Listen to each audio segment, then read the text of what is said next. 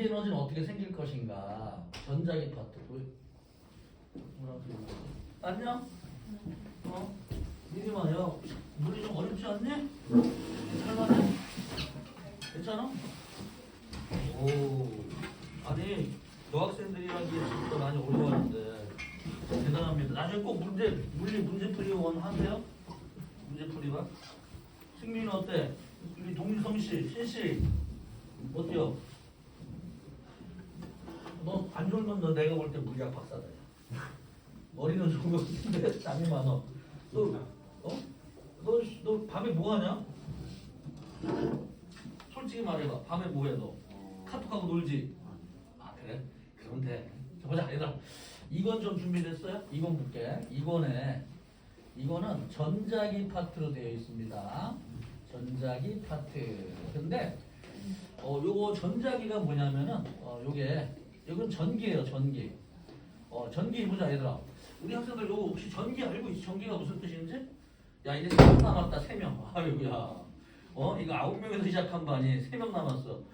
뭔 스케줄들이 이렇게 바빠. 빨리 하나씩 끝내고 가야지. 자 그래서 우리가 전자기 파트를 공부하는데 선생님이 좀 틀리면 4회가 되고요. 한 5회가 걸릴 수도 있습니다. 전자기 파트는. 그 다음에 3단원 파동 파트가 있는데요. 파동 파트는 매우 빨리 하면 3회 정도 걸리지만 기본 4회 정도 걸립니다. 이렇게 해서 이거를 배우는 거는 내용은 좀 많지만 8회 정도 시간이 걸려요. 자 1권이 내용이 많아요. 1권이 이 역학 부분이 물리 처음 배우는 거다 보니까 처음에는 지금 보면은 되게 쉬운데 문제 운동이 처음에는 속도 가속도 개념을 잡느라고 시간이 늦어서 1권 배우는데 막 3개월 4개월 걸립니다. 그 다음에 2단원과 3단원은 내용은 두꺼운 것 같은데 실제로 이제 되게 쉬워요. 그래서 일단 내용 정리 좀 할 거거든. 2단원 배울 때 전기 현상이 뭔지 잠깐 우리 얘기 한번 해보자. 전기. 잠깐 책 볼 필요 없어. 책이 없어요. 자 전기가 뭘까? 전기. 이 전기. 전기. 막 알고서 대답하고 싶은데 막 어렵죠. 전기는 전하의 이동을 말해요. 전하의 이동. 이 중에서 보통은 마이너스 전하를 띠고 있는 전자가 움직이면 전기가 흐른다라고 얘기를 하고 양전하 플러스의 전하를 띠고 있는 양성자라든지 양이온 이런 것들이 움직여도 전류가 흐른다. 전류. 플러스가 움직이는 걸 전류가 흐른다. 또는 마이너스가 움직이는 걸 전기가 흐른다. 전류와 전기는 무슨 차이가 있냐? 그쵸? 전하의 이동을 전기라고 하는데 두 가지로 표현해요. 전류는 플러스 전하의 이동, 전하의 이동을 말하고 전기가 흐른다. 전류가 흐르거나 또는 전자가 이동을 한다. 전자가 이동을 하거나 플러스 전하가 이동을 하거나 이거 전부 다 전기가 흐른다. 이게 단어를 좀 알아야 되겠죠. 자, 자기장은 뭐냐면은 주변에 플러스 이 전류가 흐르면은 주변에 자석에 영향을 줘요. 이렇게 자석에 영향을 주는 걸 자기력이라고 하는데 자기장이라고 하는 개념을 배울 거예요. 자기장. 그래서 전류가 흘러가면은 주변에 자기장이 생깁니다. 그래서 이 자석과 N극과 사이에 밀거나 잡아당기죠. 전류가 지나가면서 자기장이 만들어지면 금반의 자석이랑 이 자석이 있는 건 아닌데 전류가 흐르면 자기장을 만들어. 그 자석의 자기장이랑 겹치게 되면 인력, 촉력이 생기면서 받는 힘을 전자기력, 전자기력. 우리는 자기력이라고 배우지만 정확하게는 전자기력 이런 걸 배울 거예요. 이렇게 배워서 이걸 이용해 가지고 뭘 만드냐면은 우리나라뿐만 아니고 모든 나라는 이걸 이용해서 전류를 발생시킵니다. 이 과정을 전자기 유도 현상이라고 부르는 여기까지 배울 거예요. 그래서 처음에 이 전하가 이동을 하려면 어떤 조건이 있냐? 플러스 원자핵이 있고 전자가 있는데 여기서 띄어내야 돼요. 이렇게. 그러면은 이제 이 전도띠라고 이게 이 자유롭게 움직이는 자유전자가 될 수 있어요. 그래서 이걸 띄는 과정을 우리가 좀 배운 다음에 그 다음에 전류가 움직이면 이런 현상으로 이제 순서대로 배울 겁니다. 그러니까 책이 이제 쭉 연결돼 있어요. 이단 끝까지는. 그래서 이제 띄엄띄엄 물론 어려울 수 있는데 전체적인 맥을 딱 보게 되면은 이게 전자기 유도가 제일 중요한 거구나. 이걸 가르치려고 만든 단원입니다. 자, 3단원 파동은 우리가 물리는 에너지를 배우는 거라 그랬죠. 근데 에너지가 주변으로 퍼져나가는 현상을 파동이라고도 얘기해요. 그래서 이 에너지가 퍼져나간다 그런 현상을 공부할 때 여기 또 이제 조금 시기 어렵기 때문에 중학교 때 배웠던 거 약간 선생님이 총정리를 하면서 갈 계획입니다. 안 그러면 좀 어려워요 이 책이. 그래서 오늘은 이제 배울 거냐 2단원 처음 펴볼까 이제 2단원 책이 뭐 좀 두껍긴 해 1단원보다. 하지만 내용적으로 보면은 1단원 역학이 물리 전체 절반 이상이에요. 자 넘어가 보겠습니다. 하이탑 2권. 자 그러면은 페이지에 쭉 보니까 물질과 전자기장, 물질의 구조와 성질 쭉쭉쭉 지나가는데요. 물질이 뭐냐, 그렇죠? 물질. 이제 이게 중학교 때 우리 학생들이 거의 대부분 모르는데 선생님도 지금 어려워요. 물질이라고 그러면 우리 학생들도 어려울 수 있거든. 물질이 뭐냐, 어렵죠. 물질이라는 게. 물질이라고 하는 거는 자체적으로 어떤 성질을 가지는 걸 전부 다 물질이라고 얘기를 해요. 성질이 없으면 물질이 아닙니다. 대표적인 성질은 녹는 점, 끓는 점, 뭐 밀도, 뭐 용해도 뭐 등등 이런 것들이 이제 열팽창 정도 이런 것들을 물질의 이제 성질이라고 부르는데 특성이 같으면 한 가지의 물질이고 특성이 다르면 다른 물질이 되는 겁니다. 그러니까 물질이라고 하는 건 특성을 표시할 수 있는 모든 걸 물질이라고 하는데 물론 중학교 때는 이 순물질, 혼합물 이런 식으로 배웠겠죠. 그런데 물질 자체의 뜻이 뭐냐면은 얘네들은 특성을 가지는 모든 걸 전부 다 물질이라고 얘기를 합니다. 그래서 특성이 다르면 다른 물질이고 특성이 같으면 같은 물질이다. 그래서 한 가지 특성을 표시하게 되면은 순물질이라고 하고 두 가지, 세 가지가 섞여서 혼합된 성질이 조금씩 섞인 비율에 따라서 약간 특성이 바뀐다. 이런 것들은 혼합물이라고 표시를 하죠. 화학에서 배우는 거였고. 자, 그러면 이 물질들은 뭐로 되어 있냐? 그렇죠. 전부 다 이제 원자라고 하는 알갱이로 되어 있습니다. 그래서 이 원자는 알갱이들은 어떻게 만들어져 있냐? 그래서 사람들이 어떻게 해서 원자라는 구조를 발견했는지. 요게 우리 학생 혹시 화학 배웠어? 화학 안 배웠어? 화학 2단원 들어갈 때 보면은 원자의 구조에 대해서 배우고서 이제 오비탈을 배울 거예요. 그렇죠? 근데 이제 이 원자의 구조 중에서 이거 안 배운 사람이 많기 때문에 일단 간략히 설명을 좀 하겠습니다. 원자의 구조가 어떻게 되어 있는지. 그래서 1번 우리가 하는 거 원자의 구조. 그런데 우리가 이제 배우는 게 원자의 구조를 배우는 게 아니고요. 이걸 통해 가지고 이 어떤 근거로 해서 이 원자의 구조가 이렇게 생겼냐 이걸 보호의 가설이 있어요. 그래서 보호의 가설. 그때 어떤 사람이 왜 원주민에 가가지고 야 그 동네 아프리카 그 동네에 누가 살고 있대. 그러니까 아닌데 그런 사람이 살겠어? 내가 볼 때는 좀 다른 사람이 살지 않을까? 좀 이게 책 들고 다니면서 좀 약간은 우리가 미개하다고 표시하는 사람이 살고 있지 않을까? 직접 가봤어. 그랬더니 정말 이 사람들이 살고 있어 원주민들이. 그래서 대화를 해봤어. 애들은 어떤 생각으로 사는지. 근데 말이 안 통하네. 어머나. 그래서 이 보호의 가설은 이 아저씨는 뭔가 과학적인 지식을 근거로 해서 이걸 이제 어떤 모습이다라고 주장을 하게 됩니다. 이렇게. 그런데 우리가 그 과학 지식을 설명하는 단어를 모르면 이게 안 되겠지 이게 왜 맞는 건지. 그래서 이 부분이 좀 까탈스럽긴 한데 그래서 어떤 그 가설이라는 게 있어요. 이 단어 배우는 게 좀 약간 좀 어렵게 느껴져 처음에 이 단원이. 그래서 요거를 또 제가 쉽게 해드릴게요. 이렇게 해가지고 원자의 구조를 딱 배우게 됐더니만 전류가 흐른다, 흐르지 않는다 이런 것들 이제 알 수 있게 됩니다. 자, 네 번째 그래서 만든 게 반도체예요. 자, 반도체가 어디에 쓰이냐, 그렇죠? 우리 폰에도 들어있고 무지하게 많이 들어있다 이거. 자, 5번 그 다음에 주변에 전류가 흐르면은 자기장이 만들어지는데요. 6번 전류가 흐르는 자기장을 가지고 원자도 전자가 돌면은 이 전자 자체가 하나의 자기장을 만들어요. 그렇죠? 그래서 물질들 원자 자석이라고 하는 개념도 배워보고요. 7번 이제 전자기 유전상에 의해서 전류가 흐르는 걸 쭉 배울 건데 하나씩 배우기에는 너무 시간이 오래 걸리기 때문에 여기 오늘은 요 정도까지 이제 배워야 됩니다. 그래서 이 원자의 구조부터 설명을 좀 할 건데 뭐 이거는 그냥 참고 삼아 보면 돼. 화학에서도 배울 거고 중요한 거는 원자의 구조가 아니라 이 보호의 가설이에요. 이 가설. 이 가설을 가지고 이제 물리 전류 현상을 설명할 거기 때문에. 자, 그러면 책을 한번 볼까요? 이제 첫 번째 페이지 10쪽 봅시다. 10쪽. 자, 이게 이제 얘들아, 너무 다 이해하려고 하지 말고 한번 따라와 보세요, 선생님은. 그래서 우리 학생들이 어떻게 하면 좀 쉬울까? 1번, 전기력부터 좀 볼게요. 전기력. 전기력이 뭐냐면은, 자, 원자가, 주변에 전자가 돌고 있는데, 이 돌고 있는 걸 설명하려면은, 여기 들어, 지구에서 말하면, 인공위성이라고 있거든? 인공위성. 지구가 인공위성을 잡아당기는 중력이 있죠. 중력을 가지고 삥 지구를 떨어져서 돌고 있습니다. 이렇게 슉. 등속 원운동이라고 하는데요.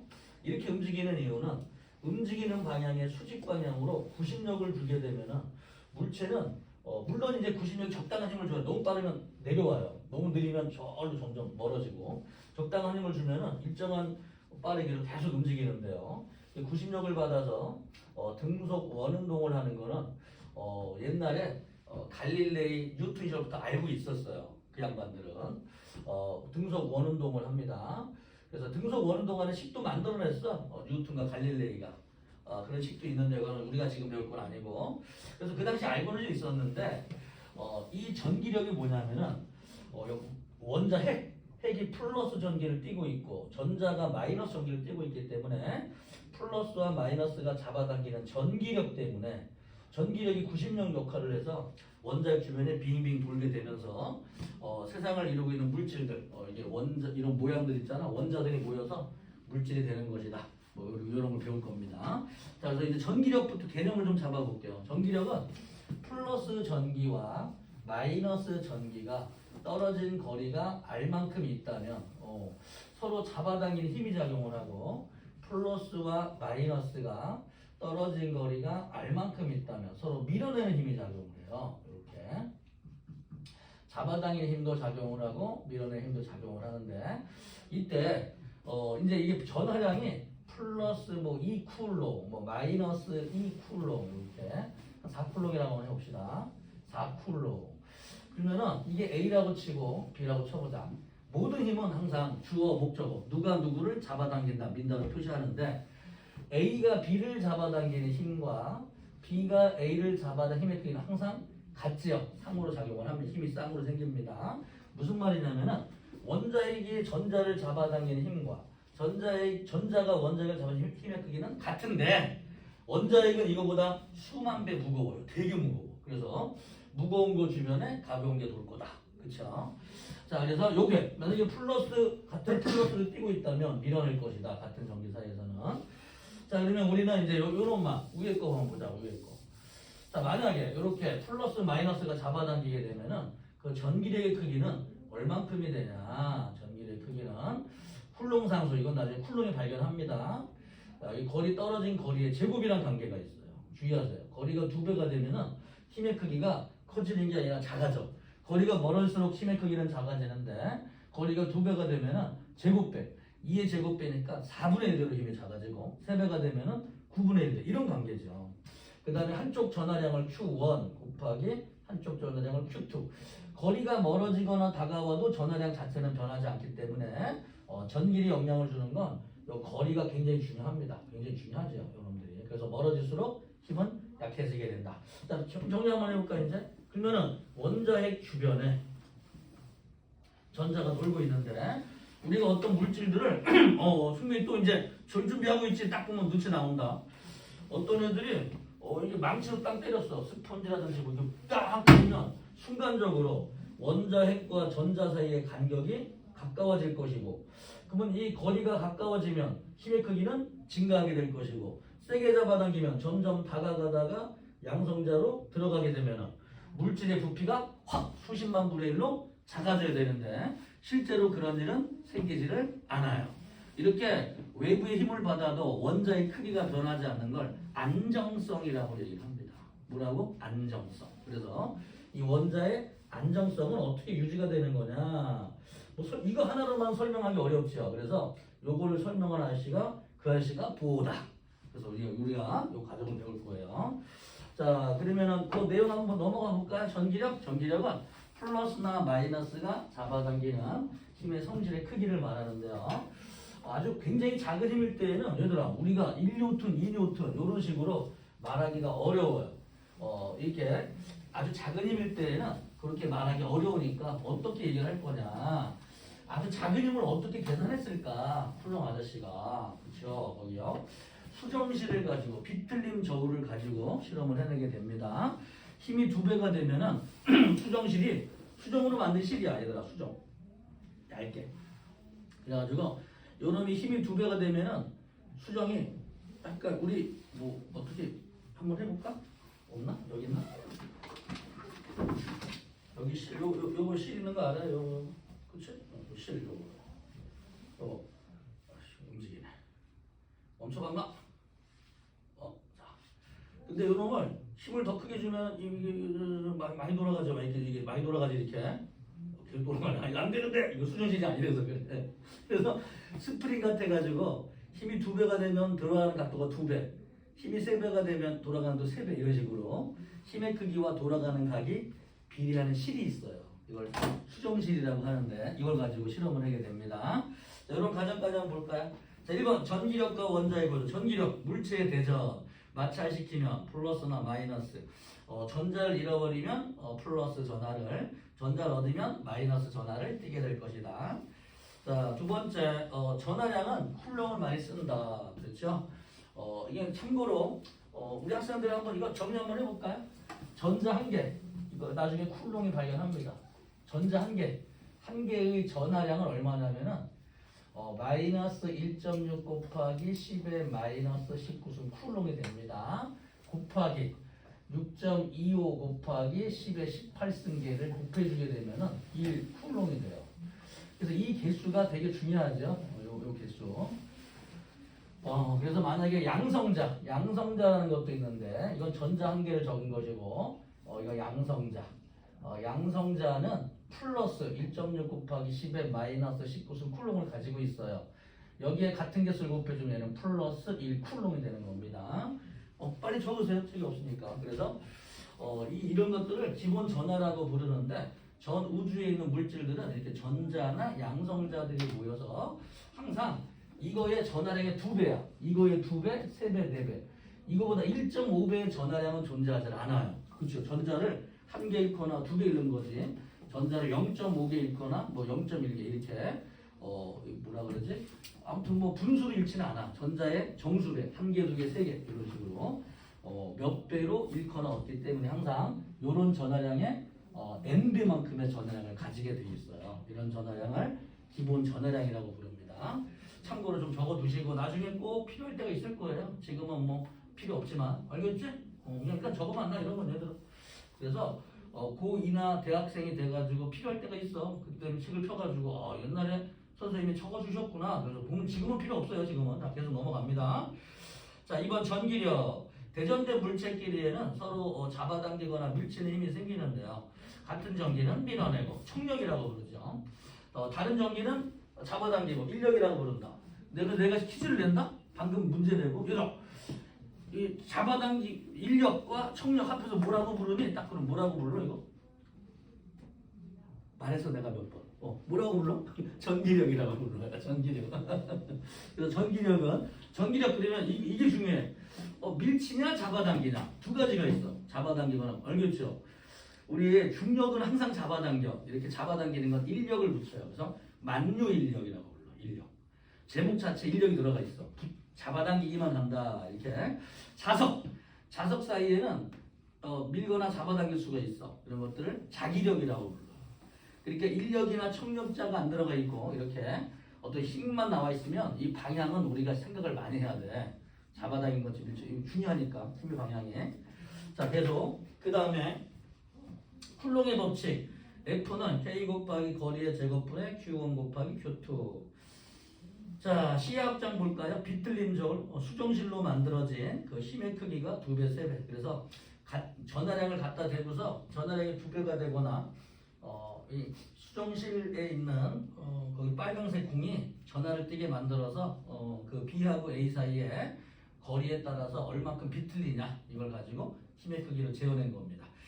자, 페이지 11쪽 볼까요? 이제 원자의 구조 이거 하나만 가지고 있으면 우리가 이제 원자의 구조를 좀 배울 수 있다. 그렇죠? 이건 참고니까 지우시고. 자, 그러면 이제 원자의 구조를 밝힌 RC들이 있어요. 그래서 2번 원자의 구조. 원자의 구조. 원자가 모이면 나중에 분자가 될 수도 있고요. 처음에 옛날에 돌턴 이런 돌턴이라는 사람은 공은 원자는 더 이상 쪼개지지 않는다.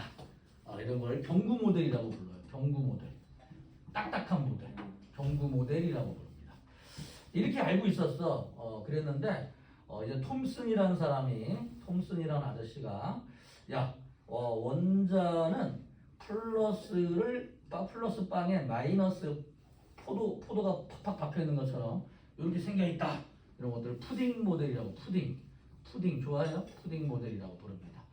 자, 그랬더니 러더퍼드라는 아저씨가 러더퍼드라는 아저씨는 이제 어떻게 생겼냐면은 가운데 무거운 원자 핵이 있고 주변에 전자들이 삥삥 돌고 있을 것이다. 이런 것들을 행성 모델이라고 부릅니다. 행성 모델. 자, 근데 이거를 이제 보흐른 아저씨가 또 실험을 해가지고 아니다. 원자의 주변에 전자가 도는 특정한 궤도만 돌 것이다. 이런 것들을 특정한 궤도에 도는 것들을 뭐라고 부르냐? 궤도 모형이라고 불러요. 궤도 모형. 그래서 이런 모형들을 왜 이렇게 생각을 했는지 참고로 한번 설명을 해볼게요. 자, 그냥 옛날에 이전에는 이게 돌턴 아저씨가 원자는 쪼개지지 않는다 그래가지고 그냥 사람들이 믿고 있었어. 그런가 보다. 보이지도 않으니까 워낙 작으니까. 그래서 톰슨이라는 아저씨가 음극선 실험을 하게 돼요. 그래서 이제 이 아저씨는 음극선 실험을 하게 되는데 그 당시에는 음극선이 뭔지도 몰랐어. 그래서 음극선 실험이 뭐냐면은 여기에 거의 진공에 가까운 곳에 진공으로 만든 다음에 플러스 극과 마이너스 극을 수백 볼트 이상의 전압을 주게 되면은 여기서 빛이 딱딱딱딱딱 나와. 딱딱딱딱 나와. 그래서 이 아저씨가 이게 빛이 왜 딱딱딱 나오지? 이게 보이지 않던 게 신기한 현상이 생기네. 여태까지 밝혀지지 않던 과학에서. 그러면 사람들 되게 신기한 얘기하거든. 호기심을 가지고. 그래서 이놈이 왜 딱딱딱거리고 왜 그러지? 뭐가 여기서 나오고 들어가는 게 있지 않을까라고 생각을 한번 해본 거야. 이 양반은. 그래서 이게 지금 진공으로 만드니까 아무것도 안 보이는데 아마 여기다가 뭘 채우게 되면 그 녀석이 지나가면서 부딪히게 되면 혹시 빛으로 보이지 않을까? 그래가지고 여기다가 수소기체를 채우게 돼. 수소기체를. 위험한 기체인데 이 아저씨는 수소기체 썼어.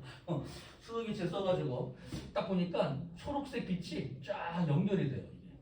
그러니까 이게 뭐냐면은 이게 눈에 보이지 않던 선들이 보이는 거지 이게. 그치? 이 선들이. 그래서 이게 진공이라서 안 보이는 거지 여기서 뭔가 연결돼 있구나. 전기가 흐를 때. 이걸 발견한 거예요. 그래서 이놈을 이제 어느 쪽에서 오는지 알고 싶은 거지 선이. 그치? 선이 갑자기 동시에 딱 만들 수도 있는데 이 선이 뭔가 탁탁탁 한다는 얘기는 이게 뭔가 이렇게 뭔가 탁 튀어나오고 들어가는 게 아닐까라고 상상을 한 거죠. 그래서 여기다가 십자가 마크를 갖다가 이렇게 넣어놨어요. 십자가 쇳덩어리를. 그때 그림자가 생겼어. 어느 쪽에 생겼을까 얘들아? 제목을 봐봐. 뭔지. 음극선이지. 그치? 어느 쪽에 그림자가 생겼을까? 플러스 쪽에 그림자가 생깁니다. 이렇게. 플러스 쪽에. 그렇다는 얘기는 이 선은 어디서 나오는 선이다? 마이너스에서 나온 선이다. 그래서 마이너스 극에서 나온 이 선을 음극선이라고 부른 거야. 이 아저씨 발견한 거야, 음극선을. 이 음극선의 특징을 설명한 거거든. 그래서 음극선은 1번 이놈을 플러스 극과 마이너스 극을 두게 되면은 가다가 플러스 극으로 휘어져요. 이렇게. 이 음극선은 마이너스의 성질을 띠고 있구나라는 걸 밝혀내게 됩니다. 여러분들은.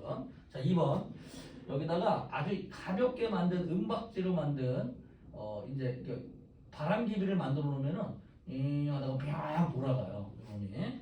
그러면은 우리 진공 중에서는 바람개비가 안 돌아. 공기가 없기 때문에 공기 입자가 와서 부딪혀야 돼. 뭔가 이렇게. 그래서 운동량, 충격량을 가진 놈이 와서 부딪혀 줘야지 돌아가는 거지. 아무것도 없으면 안 도는 거예요. 그래서 이놈들은 질량을 가지고 있다. 마이너스의 성질을 가지고 있으면서 질량을 가지고 있다. 이거 이름을 붙였어요. 요걸 뭐라고 부르냐면은 전자라고 부른다. 그래서 전자를 밝혀내게 됩니다. 톰슨이 음극선 실험으로 해서 전자를 1번 밝혀내게 돼요. 그래서 우리가 원자핵 그런 거 배웠잖아. 그치? 가장 먼저 밝혀진 건 전자야, 전자. 자, 두 번째. 그 다음에 러더퍼드 아저씨는 우리 알파 입자, 그 당시에는 알파 입자가 뭔지 몰랐어요. 지금은 알고 있어. 헬륨에 2 플러스. 헬륨은 양성자 2개에 전자가 2개가 있는데 전자 한 개보다도 얘네들은 한 1870배 무거워요. 여러분들이. 근데 전자 한 개보다도 몇 배 무겁냐? 한 7700배 무겁습니다. 약 1만 배 정도 무거운 거죠. 이렇게 무거운 놈. 우리가 이제 조그만 전자가, 이게 조그만한 조그만 뭐라 그러지? 조그만 콩알이라고 치면은 요 알파 입자는 엄청나게 커다란 미사일이라고 부르는데 미사일. 콩알 한 개, 미사일 한 개. 예.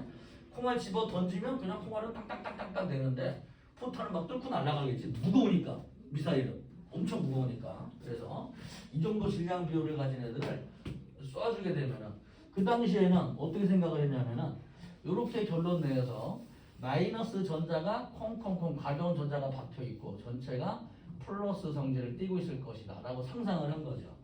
그러면 이 아저씨는 알파 입자가 무거운 놈이니까 이놈을 뚫고 가면 어떻게 되겠냐? 뚫고 가겠다. 이것도 무거우니까. 그렇죠. 이놈들을 뚫고 갈 거는 약간 모양이 약간 경로가 바뀔 수도 있죠. 이렇게 경로가 바뀌는 걸 산란한다고 얘기합니다. 그러니까 산란하더라도 원래 가던 방향으로 가지 않을까라고 상상을 한번 해봤어요. 그래서 다 실험을 하게 됩니다. 그래서 금박을 가지고서 이렇게 얇게 만들어. 왜 금을 썼냐면 금이 얇게 필 수 있거든. 아주 그냥 금을 얇게 핍니다. 여러분들을. 우리 학생들이 껌 씹어봤어요? 껌 가지고 쭉 늘리면은 껌이 끊어지기 전에 얇게 만들어지는 순간 있지. 뒷면까지 약간 비치려고 하는 이렇게 얇게 만들어진 걸 금박. 금을 얇게 쫙 피면 나중에 끊어지기 전에 쫙 하고서 끊어질랑 말랑할 때 상대 저쪽에 보일 때가 있어. 그 정도 멈추는 거야. 이걸 금박이라고 불러요.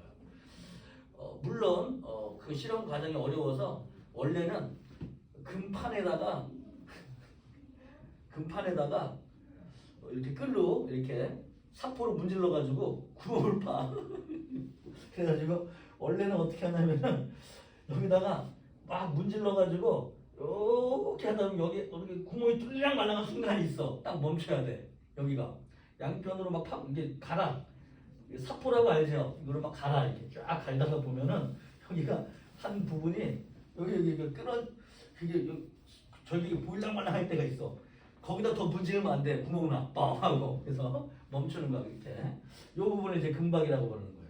이렇게 얇게 만든 놈이 있어. 그래가지고 여기다가 알파 입자를 쐈습니다. 이 당시에는 나듐이라는 원소에서 나오는 알파 입자를 쐈어요.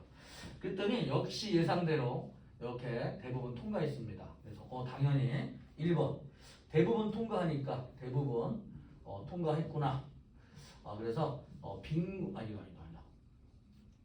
이게 맞구나라고 상상을 했는데 두 번째, 근데 갑자기 큰 각으로 90도 이상 큰 각으로 탁 이게 산란되는 게 있어요. 큰 각으로 산란되는 이게 설명이 안 돼. 에? 갑자기 큰 각으로 왜 산란하지? 이게? 왜 이러지? 그렇다면 얘가 대부분은 뭔가 무거운 놈이 하나 있다. 무거운 놈이 좀 질량이 큰 뭔가 있는데 이 미사일을 튕겨낼 정도로 질량이 큰 뭔가 있는 거죠.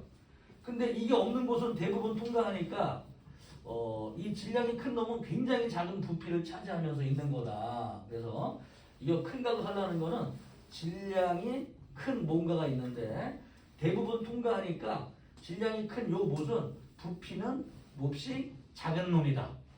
그렇죠? 그래서 플러스가 전체 퍼져 있는 게 아니라 질량이 큰 무거운 원자, 질량이 큰 놈이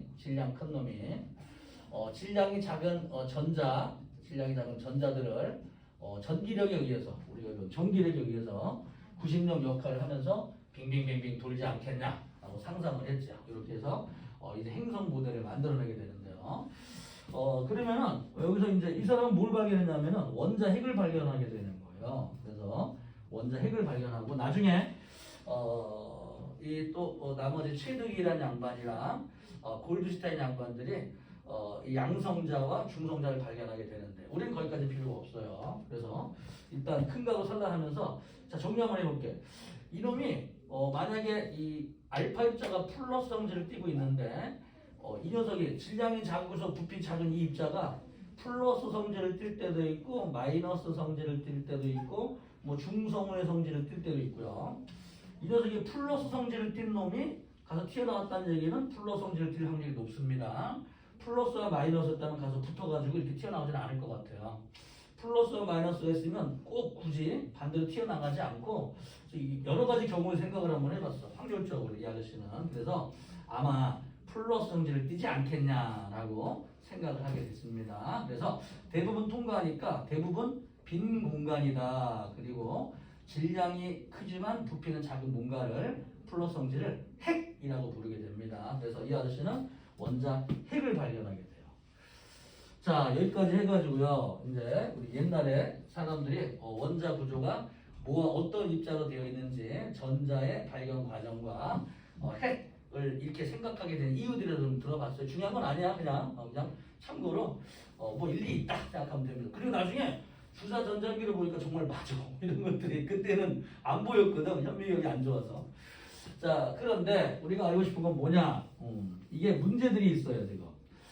자, 수업 잘 듣고 있는지 모르겠는데 원자에게 플러스 성질을 띠고 전자가 마이너스 성질을 띠고 있다면 누가 외부에 충격을 줬어. 붕! 그러면은 거리가 좀 가까워지겠죠.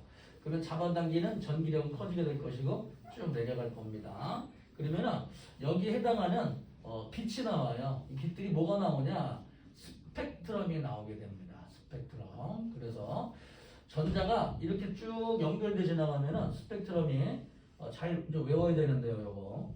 이 보호의 원자 모형을 알려면은 스펙트럼을 좀 알아야 되거든. 스펙트럼 좀 설명해 줄게요. 우리 태양빛이라든지 이런 것들은 가시광선이 있어. 가시광선. 그렇죠. 그 다음에 여기는 뭐 자외선도 있고 여기는 적외선. 항상 이런 순서로 적는 이유는 자외선은 파장이 좀 짧아. 간격이. 근데 가시광선은 좀 길어요. 이렇게. 요 간격을 말하는 거야. 간격이 좀 길고 적외선은 몹시 깁니다. 요 간격이 이걸 파장이라고 부르는데 그래서 자외선에서 요 적외선으로 갈수록 파장이라고 하는 간격, 이거 파장이라고 불러요. 얘들아, 그러면 안 돼. 파장이 길다. 반대로 이쪽으로 가면은 파장이 짧다. 파장을 이제 그리스어로는 이렇게 적어요. 람다라고 이거예요. 람다. 람다가 길다, 짧다. 이렇게. 자, 그래서 이건 아직 안 배웠지. 이제 얘들이 또 주수에서 번갈아 가면서 조래 이제. 이게 전염이 되는 건가? 중요한 거 하는데. 이거 봐. 선생님이 기초적인 거 다 해주잖아. 책에 이거 없는 것도 이거 잘 들어야지 책이 쉬워져. 안 그러면 어려워 얘들아. 자, 그런데 여기 이제 만약에 이게 연속적으로 내려오게 되면은 빛이 빨간색은 에너지가 좀 적어요. 여기 보라색 쪽 빨주노초 파란 보라색 중에서 보라색은 에너지가 많은데 빛들이 쭉 이 각각의 빛들이 쭉 나오지 않겠냐. 그것들은 연속 스펙트럼이라고 부릅니다. 그래서 나오는 게 스펙트럼이라고 불러요. 연속 스펙트럼. 빛이 나오는 거죠. 빛. 이런 빨간빛, 초록색빛 이런 각각의 빛들이 모여가지고 스펙트럼이 되는 건데 연속 스펙트럼이 나올 거라고 생각을 한 거야. 누가? 보호가, 아저씨가. 당연히 이 모형이 맞다면 당연히 연속 스펙트럼이 맞겠죠. 쫙 해가지고 계속 그리고 있지 지금. 가시광선. 다른 건 뭐 안 보여. 가시광선이 쭉 연속해서 연속 스펙트럼이 나올 것이다 라고 예상을 한 거야. 보호 아저씨가 예상을 했어요. 이 아저씨는 그런 생각을 못했어. 그냥 사망했어. 그냥 여기까지만 만족한 거지 이 아저씨는. 근데 이 아저씨는 여기 이렇게 되지 않겠냐? 그래서 실제로 실험을 해봤어요. 그래서 누굴 가지고 수소를 가지고 해봤더니만 선이 딱 이게 4개밖에 안 나와. 요만큼밖에 없어. 나머지 연속된 게 아니라 이런 거를 선 스펙트럼이라고 불러요. 선 스펙트럼. 그래서 왜 선 스펙트럼이 나오냐? 아무리 해봐도 연속 스펙트럼이 나오지는 않아요. 여러분들이. 이게 왜 선 스펙 이게 되지? 그리고 두 번째, 외부에 충격을 주게 되면은 전자와 양성자 사이에 잡아당기는 전기력이 커지면서 뿅 들어가서 부피가 작아져야 되는데 부피가 작아지지 않는 걸 안정성이라고 한다고 그랬죠. 그래서 이 러더퍼드의 모형을 가지고 생각을 해보면 이 원자들의 안정성, 우리 물질이 이루고 있는 물질들이 어느 순간 충격을 주면 부피가 대부분 빈 공간이잖아. 전자가 원자핵으로 빨려 들어가는 순간 부피가 수십만 분의 1로 작아져야 되는데 실제로 그러진 않다. 뭐 이런 얘기죠. 그치? 내 몸에 보기 싫은 애가 있어. 내가 여기 유치원 다닐 때 보니까 나한테 싸다고 때리면서 장난감 뺏어간 여자애가 있어. 어릴 땐 그러고 놀거든. 잘못된 걸 몰라. 지들이 그러고 놀아.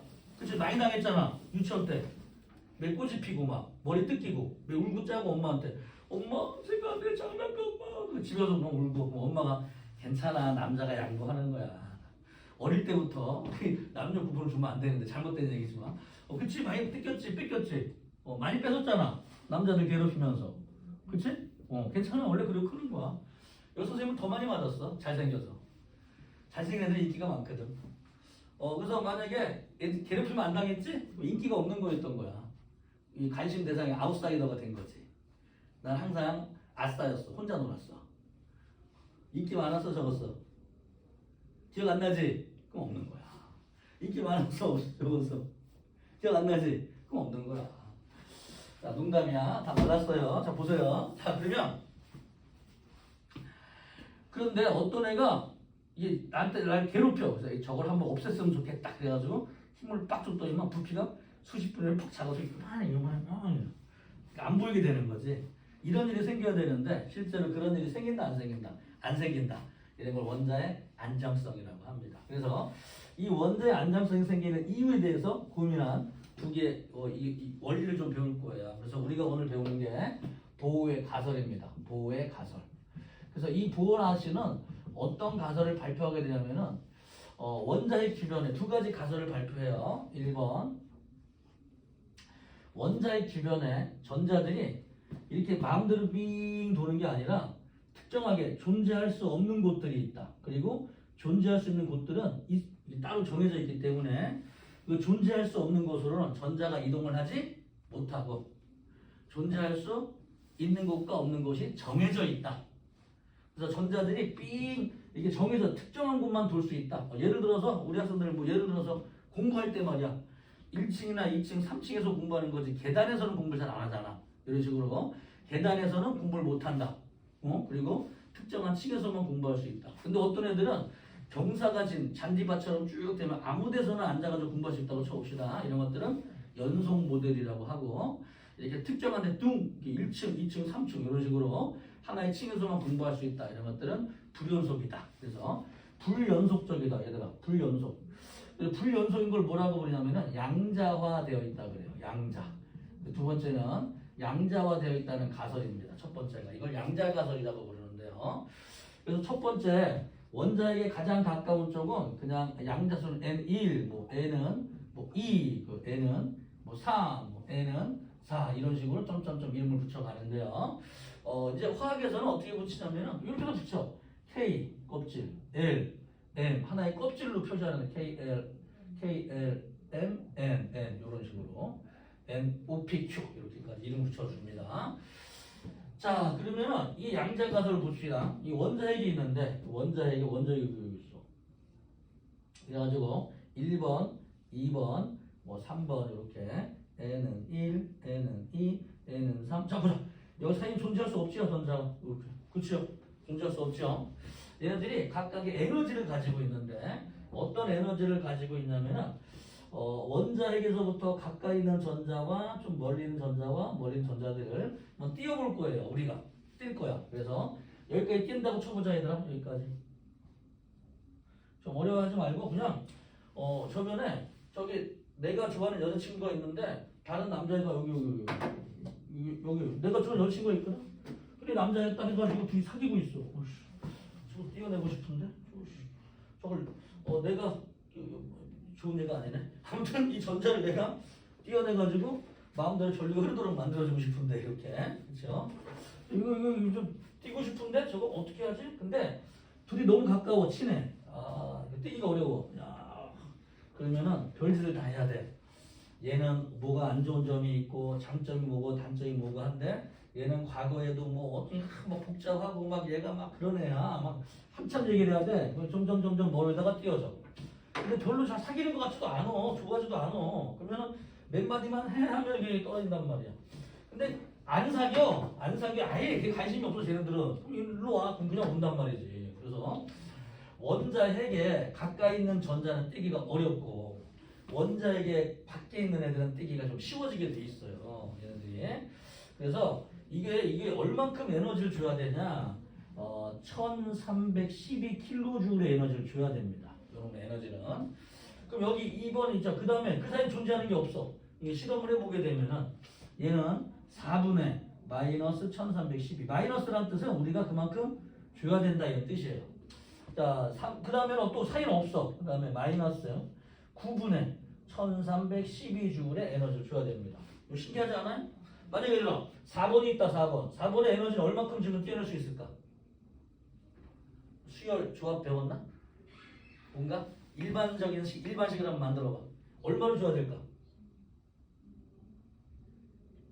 2일 때 4, 3일 때 9, 4일 때 얼마? 그렇지. 16분의 1만큼. 이것을 뛰는 것보다 더 작은 에너지를. 만약 5가 있다. 얼마큼일까요? 비밀. 그렇지. 이렇게 되는 거예요. 저기 실제로 이럴 필요는 없어요. 얘들아 그냥 마이너스 x라고 치고 1번에 가지고 있는 것보다 항상 그 에너지가 얼마가 되냐면은 이걸 주양자수라고 부르거든. 주양자수. 자 그래서 에너지 크기가 얼마가 되냐? 에너지의 크기는 주양자수의 제곱분의 x가 되는데 나중에 이 식을 이 발머라는 아저씨가 x의 값이 얼마인지 밝혀내게 됩니다. 나중에 이 아저씨는 계산을 못했어요. 그 당시에는. 아무튼 나중에 밝혀내게 되는데요. 뭘 알게 되냐? 이 에너지의 값이 이렇게 n의 제곱이 되기 때문에 한번 1번부터 한번 대충 적어볼게요. 1번부터 에너지 크기를 우리 학생들이 좀 실감되도록 한번 적어볼게요. 이 녀석을 이렇게 마이너스 값으로 적어볼게요. 마이너스. 해가지고 여기를 0이라고 한번 해볼까요? 0. 여기다가는 마이너스 x. 그래서 n은 1번일 때 마이너스 x의 에너지를 가지기 때문에 여기 있는 전자를 우리가 요만한 에너지를 주게 되면은 전자를 띄어낼 수 있게 되는 겁니다. 여러분. 자 그러면 2번에가 가진 에너지 얼만큼이냐 이런 걸 4등분 시켜보세요. 얼마냐면은 얘는 4분의 마이너스 x니까 4등분 시키게 되면은 요 정도 되겠네. 그래서 2번은 n은 2번이 가진 에너지는 요만큼입니다. 여기 있는 전자를 떼는 데는 요만큼 보자. 1번에서 떼는 것보다 4분의 1의 에너지만 주면 뗄 수 있게 돼 있어요. 신기하죠? 자 3번 볼까? 3번 얼마냐면은 마이너스 9분의 x가 되기 때문에 이 녀석을 반하면 8분의 1이 되거든. 약간 좀 위쪽으로 요만큼. 그래가지고 3번은 이게 n은 3번 녀석은 요만큼 에너지가 돼요. 그래서 요놈은 요만한 에너지를 주면 전자를 뗄 수 있게 되죠. 자 4번 같은 경우 볼게요. 4번은 16인데요.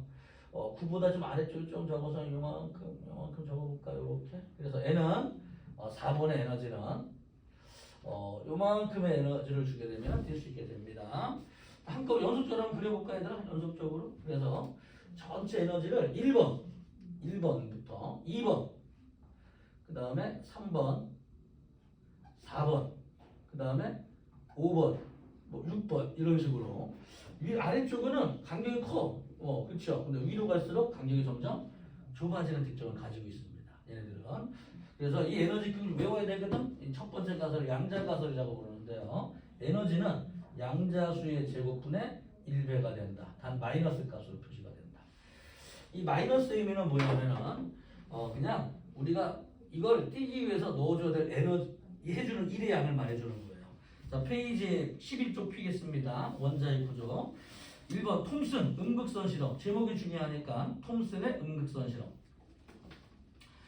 자 그래서 그림자가 생기는 걸로 봐서 마이너스 극에서 나온다. 그 다음에 플러스 극판으로 휘는 걸 통해서 마이너스 전기를 띠고 있다. 바람기를 돌리니까 질량을 가지고 있다. 이렇게 질량을 가지고 있으면서 마이너스 성질을 띠고 있는 걸 전자라는 입자라고 이름을 붙였다. 그래서 전자를 발견하게 되고 2번 원자 핵의 발견과 러더퍼드의 원자 모형.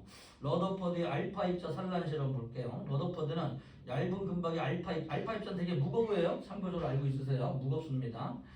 전자에 비해서 그냥 굉장히 무겁다. 이 무거운 애들을 쏘게 되면은 대부분은 통과될 것으로 보여줬는데 90도 이상 큰 각으로 산란하는 게 발견된 거죠. 이 큰 각으로 발견하는 걸 통해서 오른쪽에 이거 볼까? 오른쪽에 보자 얘들아. 오른쪽에 봐봐. 오른쪽 아래 이거 여기 봐봐 여기. 오른쪽 아래 요 그림.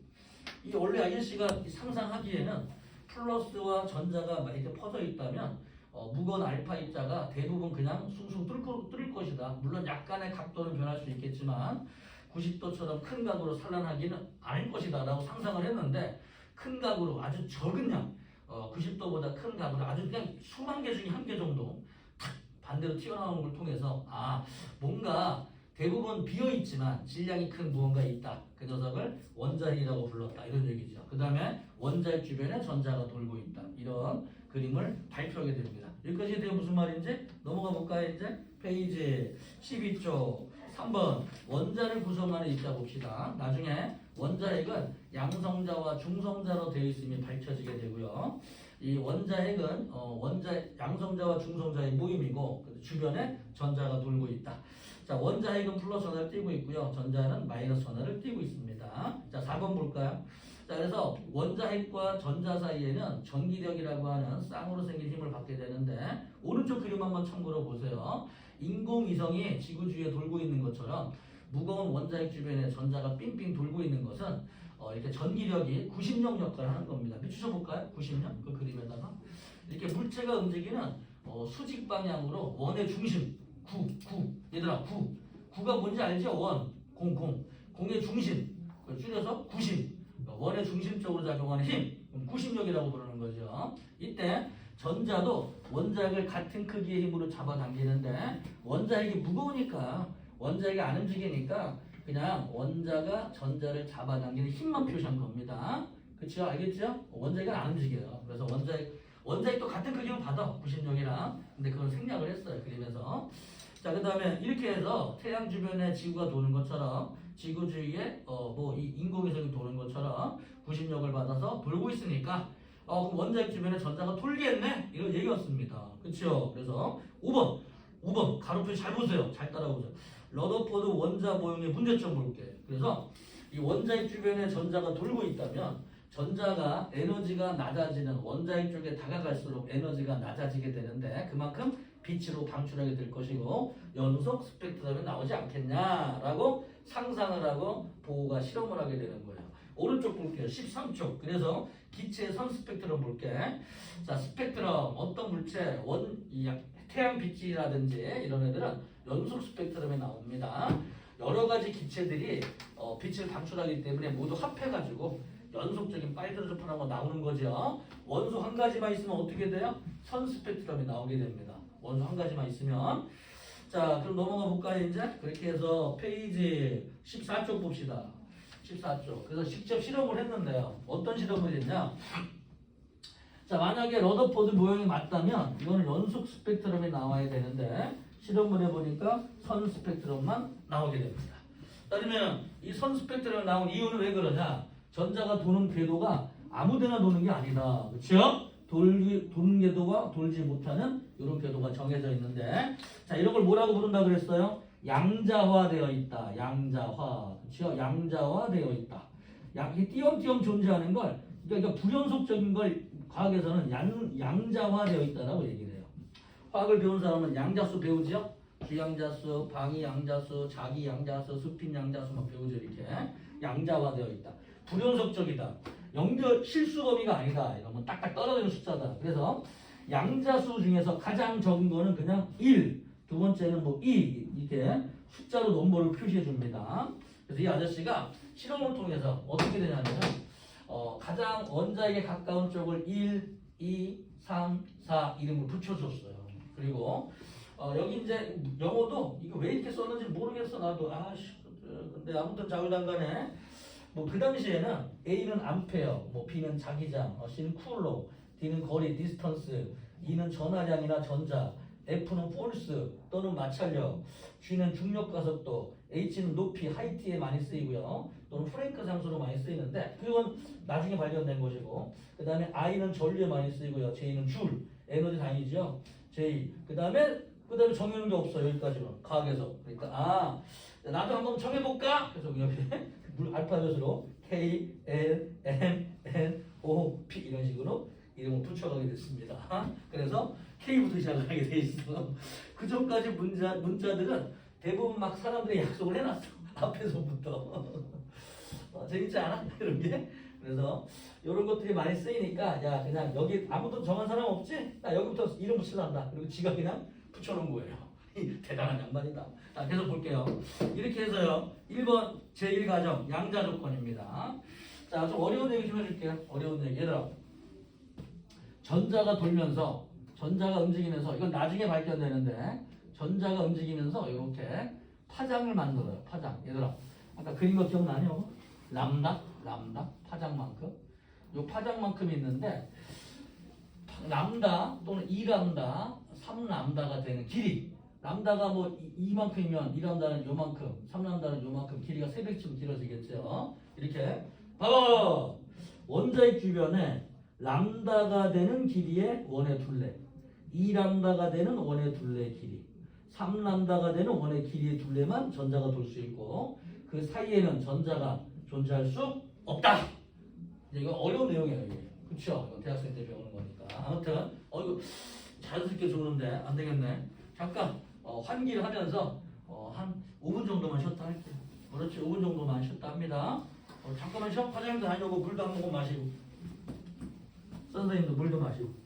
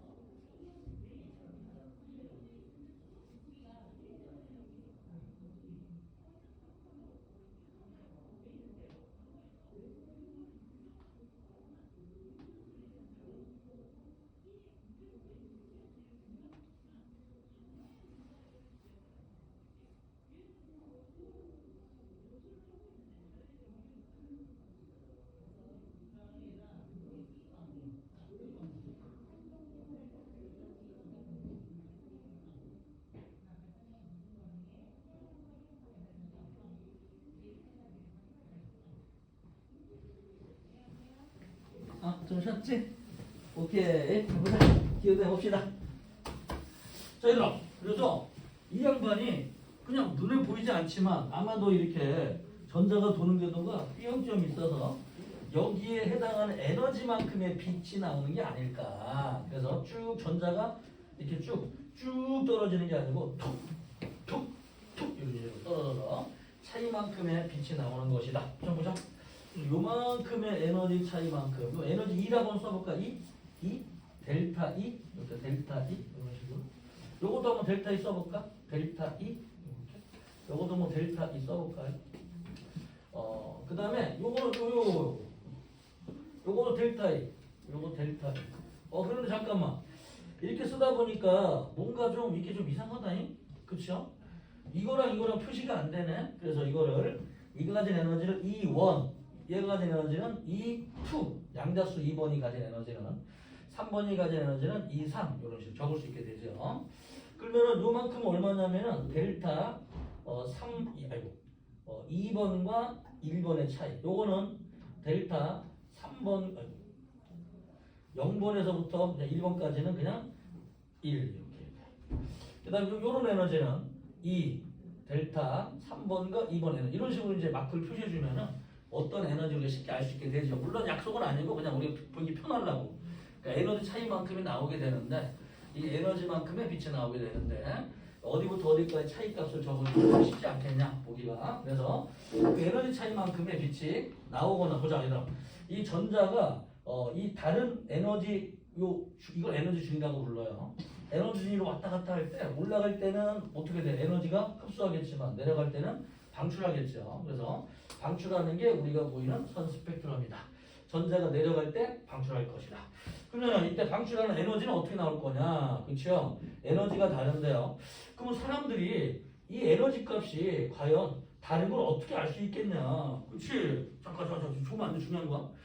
이 에너지가 누가 에너지가 큰지 더 큰지 작은지 더 작은지 어떻게 알 수 있을까 이런 얘기죠. 그래서 에너지는 말이야. 에너지를 따져볼게요. 여기 스펙트럼 다시 그릴게. 가시광선이 있고 자외선이 있고 중요한 거야. 적외선이 있어요. 이 자외선으로 갈수록 에너지가 더 크고 적외선으로 갈수록 에너지가 더 작다. 가시광선은 중간 정도입니다.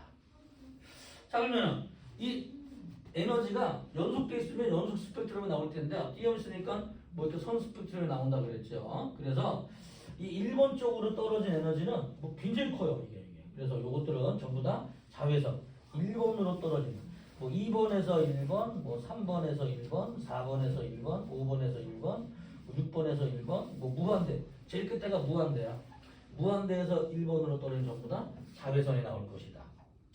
자, 근데 2번으로 떨어지는 거는 얘들아, 여기 숫자를 보자. 2번에서 1번으로 떨어지는 에너지랑 무한대에서 2번으로 떨어지는 에너지랑 숫자 차이를 보면은 무한대하고 2번 이렇게 2번에서 1번 이 숫자가 작잖아. 이렇게 그치. 이거는 무한대 2번은 좀 숫자 값이 좀 큰 차이가 나잖아. 하지만 누가 에너지가 더 크다. 이게 더 크다. 1번 쪽은 무조건 에너지가 더 크다. 이게 알겠네. 1번에 섞여 있으면. 그래서 만약에 봐봐. 뭐 이게 1번으로 떨어진다고 쳐보자. 2번에서 1번, 3번에서 1번, 4번에서 1번, 뭐 5번에서 1번 이런 식으로 1번 떨어지는 거랑 뭐 5번에서 2번, 뭐 4번에서 2번, 뭐 3번에서 2번 이렇게 떨어지는 거랑 한번 볼게요. 자, 2번에서 1번으로 떨어지는 거는 숫자 값이 1 차이밖에 안 나지.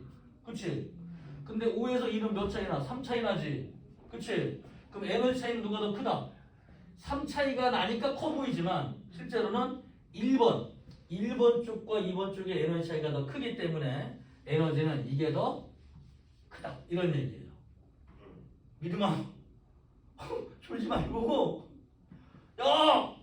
얘들아! 자, 다시. 이 1번으로 가는 에너지는 다른 에너지와 차이가 엄청나게 커. 그래서 어디에 떨어지건 가장 큰 에너지가 빛이 나오게 돼 있어요. 오케이? 자, 2번은 에너지 차이가 여기서 3번에서 2번, 5번 이렇게 떨어지더라도 요거보다는 에너지가 작아. 그래서 2번으로 떨어지는 에너지는 전부 다 가시광선이 나와요. 그럼 3번으로 3번. 4번에서 3번, 5번에서 3번, 6번에서 3번, 무한대에서 3번 하더라도 이거 2번으로 3번에서 2번으로 떨어진 에너지보다는 간격이 더 좁지요. 에너지가 더 작기 때문에 얘네들은 전부 다 적외선이 나오게 됩니다.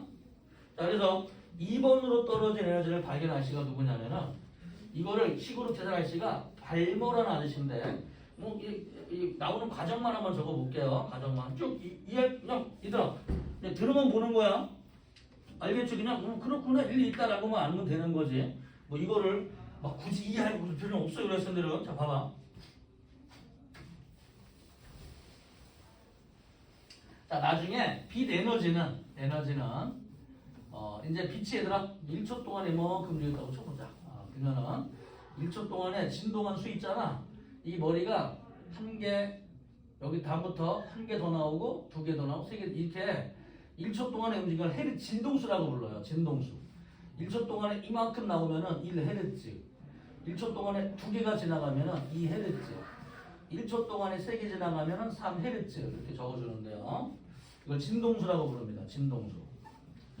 자, 그 다음에 요 녀석이 여기에 하나의 간격 요거를 파장 람다라고 불러요. 람다.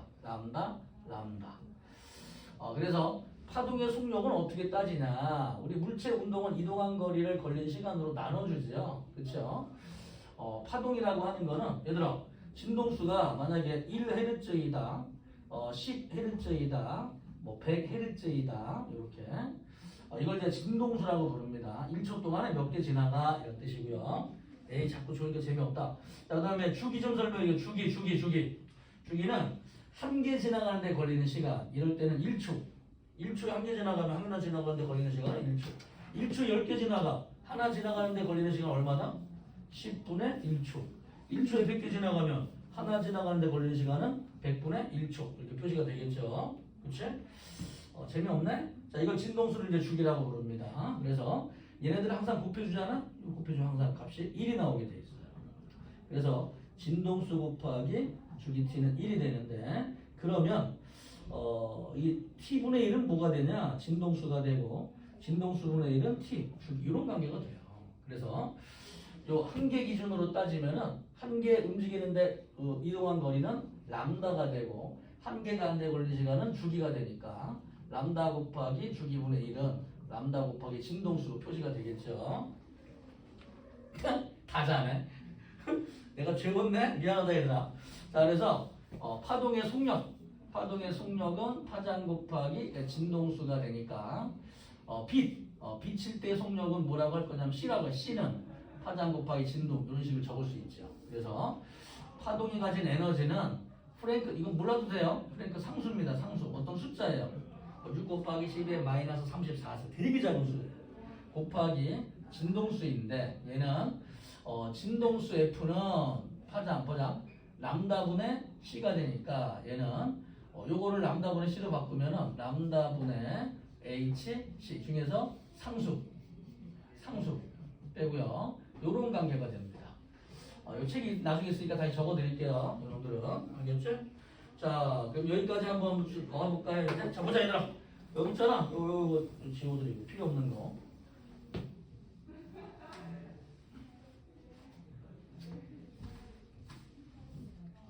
페이지 4쪽 봅시다. 보호의 원자 모형 제1가정 양자 조건. 보호는 원자 내에서 전자가 전자기파를 방출하지 않고 안정적으로 존재할 수 있는 특정한 조건을 만족하는 궤도가 있다고 생각을 했다.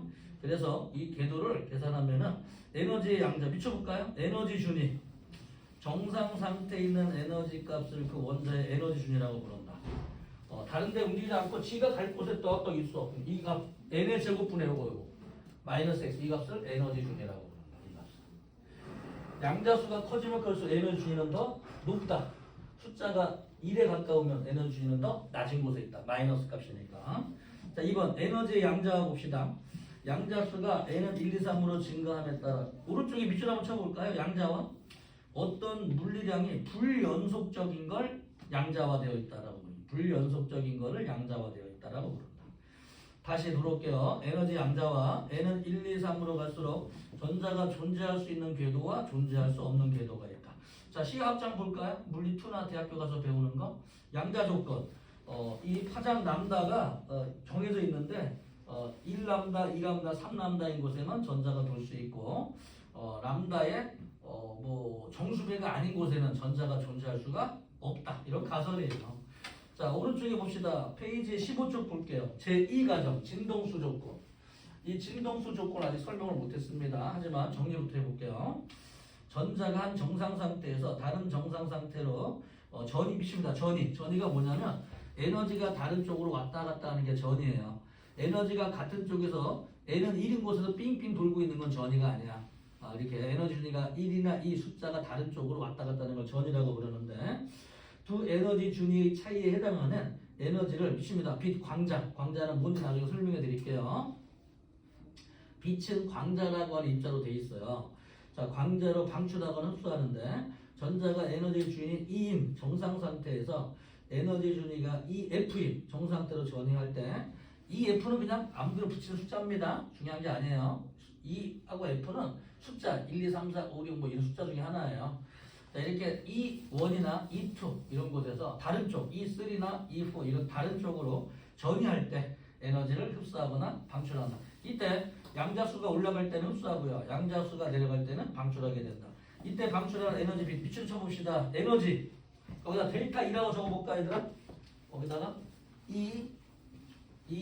거기 책에는 EI-EF 나와 있죠? 이런 밑줄 치고 델타 E 에너지 차이값. 에너지 차이만큼이 H 곱하기 F이다. 얘는 람다분 HC이다. 여기다가 표시 한번 해보고 그냥 외우는 거예요. 그냥. 나중에 3단원 파동할 때 좀 자세히 배우게 됩니다. 이 식이 왜 이렇게 나오는지. 그러니까 일단은 이 단원에서는 2단원이기 때문에 파동을 배우는 게 아니라 전자기를 배우는 거기 때문에 파동식은 유도가 되질 않아요. 책에는. 내가 설명했지만 그거 가지고 조금씩 더 배워야 돼. H가 뭔지는 안 배웠기 때문에 나중에 이걸 배울 거예요. 자, 그 다음에 1번 바닥 상태와 들등 상태 봅시다. 가장 아래쪽에 있는 걸 바닥 상태. 근데 전자들 수가 많아지게 되면은 아래쪽부터 차곡차곡 채워지게 되는데요. 아래쪽을 채우지 않고 위쪽으로 올라간 거를 들등 상태라고 부릅니다. 이게 바닥 상태이거나 들등 상태일 때 왔다 갔다 하는 걸 전이라고 불러요. 자, 2번 전자의 전이와 광자의 흡수 및 방출을 볼게요. 이 바닥 상태에 있는 전자가 빛 에너지 흡수해서 N은 1번에서 2번이나 3번 보다 높은 숫자로 올라가는 거를 들뜬다 또는 에너지 흡수했다 라고 얘기를 합니다.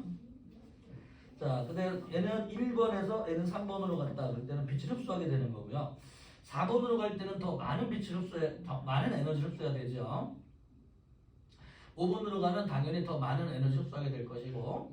자, 그 다음에 전자가 에너지를 방출할 때 봅시다. 전자가 보다 높은 양자수가 높은 3번이나 4번, 5번, 6번 이렇게 높은 숫자에서 1번이거나 보다 낮은 수로 떨어질 때에는 빛 에너지를 방출하게 된다. 이때 나오는 빛 에너지는 E는 HF가 된다. 조그맣게 나와 있죠? 그렇죠? 이렇게 이걸 알 수 있게 되는데요. 자, 넘어가 볼까요?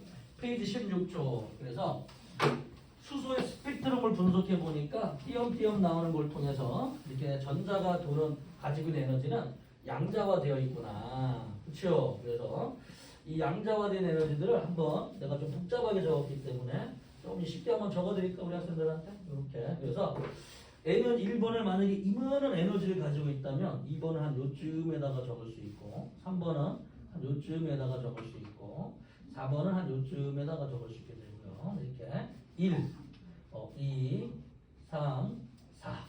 자, 1번과 2번 차이는 에너지가 크지만 2번과 3번의 차이는 작다. 3번과 4번은 더 작다. 5번과 4번은 더 작다. 위로 갈수록 에너지 간격은 점점 좁아지는 특징을 가지고 있어요. 자, 계속 볼까요, 이제? 자, 이렇게 해서 이 아저씨가 발견한 거를 발버 아저씨가 열어보자. 2번. 자, 진동수 가설을, 두 번째 가설, 진동수 가설에 관한 얘기를 설명할 테니까 잘 들어보세요. 재밌습니다. 어떤 사람들은 뭘 배우는지도 모르고 배워요. 이 사람 뭐지? 멍 때리고 있어. 배우는 건 되게 쉬운 건데 아주 어렵지 않아. 역학 에너지나 이런 거 보면서 훨씬 쉬워요. 이 단원이.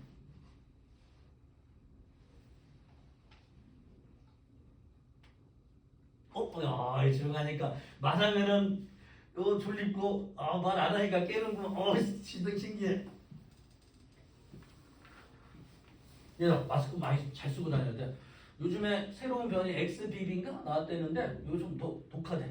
그래서 이 특이 증상도 없대. 목도 안 아프고 열도 안 나가지고 이게 걸린지조차 모르는데 요번 코로나는 좀 되게 유행하는 게. 그런데 폐에다가 직접 손상을 주는 치명적이래. 겉으로 봐서는 아무런 증상이 없잖아. 폐 자체에 손상을 준대 이게. 그래서 마스크 당분간 더 잘해야 돼요. 이게 지나가야 돼. 지금 이 강력한 요 코로나가 요게 지나가야 돼. 지금 선생님 굉장히 고민이 많아요. 이게 뭐 겉으로 봐서는 열도 안 오르고 목도 안 아프니까 기존 코로나는 증상이 없어 느껴지질 않아. 근데 폐가 갑자기 손상을 받는데 한번 폐가 손상을 받으면 복구가 안 된대 이게. 그럼 평생 살아가면서 남들은 잘 걸을 때 나는 조금만 걸어도 숨 벅차고 운동을 못 할 수 있으니까 폐가 손상을 받으면 특히 한 2, 3개월은 조심해야 될 것 같아요. 나중에 특히 얘들아 계약해가지고 한 달 정도만 조심해봐. 그러면 이게 지나갈 거야. 이번에 이 변이는 오미크론 이거보다는 잽도 안 된대. 전염성도 강하고 그리고 폐에 직접 손상을 주기 때문에 우리 애들은 다 알고 있을 거야. 뉴스나 부모님한테 말씀해 주셔서 그렇죠? 이번에 좀 주의하세요. 설날 때도 가능하면은 많이 모이지 마세요. 그리고 다음 주에 휴강할 겁니다. 알겠지? 설 연휴를 휴강할 거예요 다음 주에. 알았죠? 그래서 설 연휴 어디 안 가지? 와서 공부해도 되지? 대답이 없어.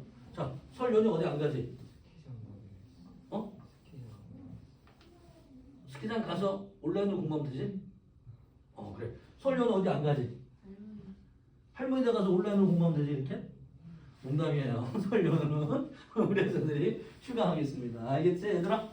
놀 때는 편히 쉬는 거 알죠? 복습 오늘 가서 하시고 이제 보자. 자, 진동수 가설이 뭐냐면은 이 식을 다시 한번 써볼 거예요. 그래서 에너지가 만약에 이 3번에서 2번으로 떨어진다면 이 에너지는 어떤 에너지 나오냐면은 E3 양자수가 큰 쪽에서 3번에서 아니 2번에서 1번을 가고 2번에서 1번 숫자가 클수록 높은 에너지다. 여러분들이 그래서 이 에너지를 E2, 요 에너지를 E1, 요 에너지를 E3, E4 이름 붙인다면은 숫자가 2번과 1번에서 떨어지려면은 이 방향은 중요한 게 아니라 항상 에너지가 높은 에너지, 뭐 작은 에너지 이렇게 적어주면 돼요. 숫자가 클수록 높은 쪽이가 있잖아. 높은 에너지 작은 거 빼주게 되면 차이값을 구해주게 되죠. E3는 어떤 빛이 나올 거냐? H 곱하기 F1이 나올 것이다. 예를 들어서. 자, 그러면 보자. 3번에서 2번으로 나온다고 쳐볼까요? 그러면은 E3 마이너스 E2는 얼마가 될 거냐? HF2가 나온다. 이 빛이 2번에서 1번으로 나오는 빛이 F1이고 3번에서 2번으로 나오는 빛이 F2라면 만약에 얘들아 3번에서 1번으로 직접 떨어지는 빛은 F3라고 한번 해봅시다. E3 마이너스 E1은 HF3라면 어떤 식이 될 거냐. 그래서 1번식과 2번식을 더해줍니다. 그러면은 3번식이 되겠죠. 그렇지? 봐봐. 왼쪽 등 보자. 3에서 2에서 1을 빼고 3에서 1을 빼. 이 식을 더해버려. 그럼 얼마가 되겠어요? 3에서 1 빼는 거랑 에너지 값은 똑같아집니다. 그렇지? 여기서 이걸 빼고 여기서 이걸 빼고 두 개 더해. 그러면 3번과 2번. 이거 에너지 똑같을 거 아니야? 그렇죠? 그러면 이때 나오는 F1의 진동수와 F2의 진동수는 F3와 같아지게 되는 겁니다. 이해되니 무슨 말인지? 더해주게 되면은 왼쪽은 이 1번식이랑 2번식을 더해볼게요. 이렇게. 그러면은 E3 마이너스 E1이 될 것이고 얘는 HF1 더하기 HF2. 오른쪽은 두 개 다 더해줘야 되겠죠? 이렇게. 그러면은 요는 에너지가 같기 때문에 어떻게 돼요? HF3는 HF1 더하기 HF2가 되니까 약분시켜주면은 진동수야. 이게 진동수가 만약에 100이라고 쳐보자고. 예를 들어서 이게 만약에 300이라고 쳐보자고. 그러면 진동수가 얼마가 되냐? 더한 거 400이 된다. 이런 뜻이 되죠. 이거를 진동수 가설이라고 부릅니다. 여기까지 해야 돼요. 무슨 말인지? 자, 그럼 잠깐만 진동수 가설을 우리 파장으로 한번 다시 한번 보자. 그럼 선생님 만약에 이때 이 식을 갖다가 만약에 진동수 이때 나온 진동수를 그 에너지 차이로 나누면 어떻게 되겠습니까? 자 보자. 여기 식에서 양변을 F로 나눠버리게 되면은 프랭크 상수가 돼요. 프랭크 상수. 그래서 어떤 경우건 요때 에너지 있지? 요때 만약에 F1분의 E2 마이너스 E1 만약 요거 F2분의 E3 마이너스 E2 요거요 F3분의 E3 마이너스 E1은 모두 뭐가 되냐? 일정한 수 H가 돼요. 요런 경우 알겠지? 그래서 우리가 물리는 원리를 배우지만 문제 풀 때에는 이렇게 물어볼 수 있으니까 참고 잘 알아두시고 식을 가지고 자꾸 쓰는 법을 알아두시고 두 번째 자 그 다음에 이제 파장에 관한 얘기 좀 해봅시다. 파장 이 진동수 가설은 제일 중요한 건 이겁니다. 그렇죠? 이렇게 에너지 차이가 같다면 거기에 진동수의 합은 이런 진동수랑 같아진다. 이게 이 진동수 가설이에요. 자, 파장도 한번 구해볼까요? 파장? 파장도 한번 구해볼까요? 진동수 가설을 통해서 파장으로 푸셔봅시다. F3는 얼마가 되냐? 이때 나오는 파장을 람다 1. 이때 나오는 파장을 람다 1. 이때 나오는 파장을 람다 2. 이때 나오는 파장을 람다 3. 이런 식으로 정리를 한번 해볼게요. 그러면 람다 2 요거를 람다 3 요런 식으로. 알겠지? 자 그럼 이 식은 얼마가 되겠어요? 그렇지. 람다 3분의 HC는 람다 1분의 HC 더하기 요놈의 얘들아 HF는 람다분의 HC로 바꿀 수 있거든. 그래서 람다 파장 람다 F3일 때 람다 3분의 HC 이렇게 바꿔주면 HC는 뭐 약분되지요? 그렇죠? 그럼 어떻게 돼요? 파장 진동수는 더해주면 되는데 파장 람다는 역수의 합이랑 같다. 람다 2의 1, 람다 1의 1 요런 식으로 이해돼요? 그래서 여기에 관해서 물론 요거를 이제 알고 있으면 전부 다 유도가 되는 식이긴 한데요. 반드시 이렇게 따로 좀 이해를 해줘야 되겠습니다. 자 정리 한번 해보자. 그래서 페이지 자 이제 우리가 이렇게 해가지고 진동수 가설에 관한 걸 좀 배워봤어요. 근데 우리가 이제 실험생이다 보니까 보자. 1번으로 떨어지는 거는 자외선이 나온다. 에너지가 크다 이런 얘기죠. 2번으로 나오는 거는 3번에서 2번, 4번에서 5번, 6번에 나오는 거 전부 다 가시광선이 나온다. 자, 3번으로 떨어지는 건 뭐가 나온다? 전부 다 이 적외선이 나온다. 그렇죠? 그래서 요거 뭐 가시광선이 나오는 거를 이제 실험식으로 실험을 통해 가지고 밝혀낸 아저씨가 발모라 나오신대요. 그 과정을 한번 설명해 볼게요. 그 책 보면 어려우니까. 자, 그래서 에너지의 크기는 에너지는 나오는 파장 람다분의 HC가 되니까 자 만약에 2번으로 떨어지는 거 있잖아. 여기서 나오는 가시광선의 수소일 때 수소에 나온 스펙트럼에 하나, 둘, 셋, 네 개 이 네 가지 어떤 공통점이 없을까라고 식을 한번 만들어 봤어요. 오케이?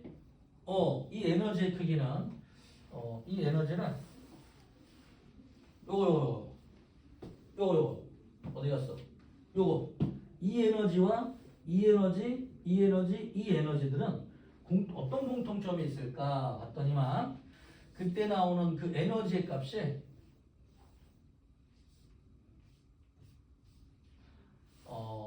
2의 제곱분의 마이너스 x 마이너스 3이라든지 4, 5 2보다 큰 숫자 n의 제곱분의 마이너스 x 이만큼의 에너지를 가지게 되고 얘가 람다분의 hc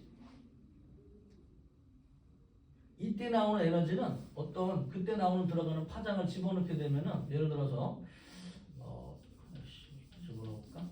는 이게 이제 에너지 차이 델타 에너지 그렇죠. 이놈은 그때 나오는 파장 람다 뭐 n 2 분의 HC인 거. 이 일반식을 밝혀내게 됩니다.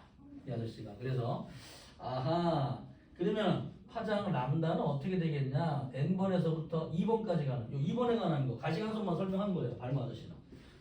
요 빛의 에너지 파장의 람다의 크기는 그 에너지가 델타 에너지분의 hc랑 관계가 있고, 요렇게 해서 만들어지는 요 숫자 값은 다시 한번 적어보게 되면은 델타 에너지분의 1 곱하기 hc라고 부르는데요. 이 값을 리드베리 상수, 그 당시에는 밝히지 않았던 식을 발먼 씨가 에너지 값을 일반식을 만들어내게 돼요. 그래서 이 녀석분의 에너지 중에서 요 녀석을 정확히 적으면은 n의 제곱분의 1배 2의 제곱분의 1 마이너스 n의 제곱분 1 곱하기 마이너스 x값. 마이너스 x가 마이너스 1312인 거는 밝혀내지를 못했. 아무튼 요놈 가지고 곱하기 hc. 그래서 요놈을 아래쪽에는 요 x 있지, x값. 요놈을 못 찾았기 때문에 발먼 아저씨가 식을 통해서 하나의 식을 만들어내게 됩니다. 이런 가정의 책이 있으니까 한번 볼까요? 페이지 16번 보세요. 수소 원자 스펙트럼. 수소 원자 스펙트럼의 발목이에요. 오른쪽 그림과 같이 수소 원자 스펙트럼에서는 파장이 656, 486, 434, 410 등의 빛이 나타나는데, 스위스의 과학자 발먼은 수소 원자 스펙트럼에서 가시광선 영역의 4가지 선의 파장에 어떤 수열로 표시가 되는지를 수열에 관한 집합인 걸 발견하게 되고, 이를 발머계열이라고 부릅니다. 람다분의 1은 r 곱하기 2의 제곱분의 마이너스 2보다 큰 n의 제곱분의 1배랑 관계가 있다. 자, 이걸 식에서 r을 상수로 만들었어요. 여기 나중에 리드베리 상수라고 이거 붙이게 되는데요. 자, 계속 볼게요. 2번 수소 원자 스펙트럼의 일반적인 기호를 봅시다. 발머 이후에 발견된 이후에 라이먼이라는 사람이, 발머가 이 식을 예를 들어 이 식을 발표하면서 발머가 어떤 생각을 했냐면은, 눈에 보이지 않지만 이거 가시광선 말고 다른 게 있을 거다. 안 보이지만. 그렇죠. 이렇게 얘기를 했습니다. 나중에 라이먼이라는 아저씨가 얘는 1번. 그 당시에는 이제 자외선을 볼 수 있는 기구가 없었어. 근데 자외선을 볼 수 있는 기계가 나오면서 자외선에 있는 에너지를 다시 분석을 해가지고 이 자외선에 나오는 빛들은 뭐랑 관계 있냐? 그 식을 만든 사람이 라이먼이에요. 그 다음에 적외선 등이 나중에 뒤늦게 발견되면서 적외선 영역에도 선이 나오는 걸 발견하게 되는데, 이 3번으로 떨어지는 거는 적외선 빛이 나오거든. 이놈을 일반식으로 만드는 사람이 파시엔이라는 사람입니다. 그래서 3명의 과학자가 이 각자의 식을 유도하게 돼요. 먼저 그 과정은 생략돼 있지만 계속 볼게요. 수소 원자의 스펙트럼의 일반적인 계열 보자. 중요한 거 라이먼, 자외선. 자, 이건 다 이 식은 외울 필요가 없는 거죠. 거기다 적어볼까? 라이먼 자외선. 라이먼 자외선. 거기다 크게 적으세요. 라이먼 자외선 몇 번으로 떨어지는 거다? 얘들아, 라이먼 계열은 몇 번으로 떨어지는 거다? 요거 외우면 돼. 그냥 쭉 한번 들어보고 다 이 모든 과정을 알 필요는 없어요. 자, 라이먼 계열 자외선이죠. 얘는 2번에서 1번으로 떨어지는 거, 3번에서 1번, 4번에서 1번 등등등. 무조건 1번으로 떨어지는 거 1 적으면 됩니다. 1로 떨어지는 거야. 어떤 수에서 1로 떨어지는 거. 자, 발모 계열은 거의 가시광선이지요. 가시광선. 그래서 3번에서 2번, 4번에서 2번, 5번에서 2번, 6번에서 2번, 그 다음에 무한대에서 2번. 무한대에서 2번은 아니야. 이건 자외선 나와요. 2번으로 떨어지는. 그래서 2번으로 떨어지는 거 있지? 2번으로 떨어지는 거는 발모 계열인데요. 일부분 자외선으로도 있습니다. 모두 가시광선 아니에요. 그 다음에 파시엔 계열. 얘는 적외선이 나오는데 4번에서 3번, 5번에서 3번, 6번에서 3번, 무한대에서 3번, 이렇게 3번으로 떨어지는 빛들은 보다 에너지가 적은 적외선이 나온다. 이런 걸 적어놓고. 자, 2번 보호의 수소 원자 모형 볼게요. 수소 원자의 에너지 준위. 자, 이렇게 발모 아저씨와 라이먼 파시엔 아저씨를 통해서 식을 만들다 보니까, 자, 보호의 원자 모형에서 양자 조건을 적용하여 구한 수소 원자의 에너지 준위는 양자수 n에 따라서 다음과 같이 불연속적으로 나타나게 되는데, 이 양자수 n일 때요, 에너지는 n의 제곱분의 13.6 일렉트론 볼트가 된다. 나 1316개 화학적으로 설명해 놓네. 아무튼 x값으로 표시가 되는데요. 적어볼까요? 거기다가 얘들아 n의 즉 마이너스 x 제곱분의 x 있잖아. 13.6은 우리가 외울 필요는 없어요. 이 숫자를 그냥 마이너스 n의 제곱분의 x 값으로 표시할 수가 있다. 자, 1번 수소 원자의 바다 상태는 n은 1인 경우로 이 상태의 에너지 준위는 마이너스 13.6 일렉트론 볼트이다. 마이너스 13.6 일렉트론 볼트는 13.6 볼트를 플러스 전압을 걸어주면 전자를 뜰 수 있다. 이런 뜻입니다. 자, 2번 n은 2, 3을 대입하게 되면은 들뜬 상태인 2, 3, 2나 2, 3의 에너지 준위를 구할 수 있는데 그 값은 오른쪽 그림과 같다. 양자수가 커질수록 정상 상태의 에너지 차는 점점 미칩니다. 양자수가 커질수록 정상 상태의 에너지 차는 점점 작아진다.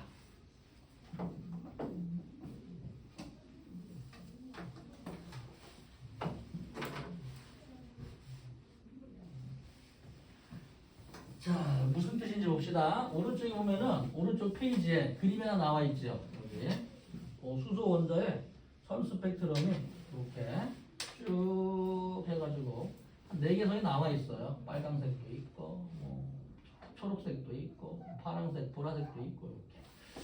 자, 오른쪽에 있는 게 에너지가 더 적은 빛인데 가시광선 중에서 제일 오른쪽에 있는 게 3번에서 2번으로 떨어지는 빛이에요. 오케이? 얘들아? 여기 보면은 조금 그림 나와 있죠. 그치? 거기야. 그 다음에 오른쪽 요거는 4번에서 2번으로. 얘는 5번에서 2번으로. 얘는 6번에서 2번으로. 이해됩니까? 무슨 말인지? 선생님, 이게 무슨 뜻인가요? 이 뜻이. 자, 보자. 3번에서 2번으로, 4번에서 2번으로 떨어졌다. 그러면 얘들아, 4번과 3번의 차이값은 얼마가 되냐? 3번에서 2번, 4번에서 2번. 그럼 요 차이는 얼마큼 되냐? 요만큼. 그럼 5번에서 2번으로 떨어졌다. 5번과 4번의 에너지 차이. 5번과 4번의 에너지 차이. 요만큼. 6번에서 2번으로 떨어졌다. 6번과 5번의 에너지 차이. 요만큼. 요 간격은 점점 어떻게 된다? 점점 좁아지게 된다.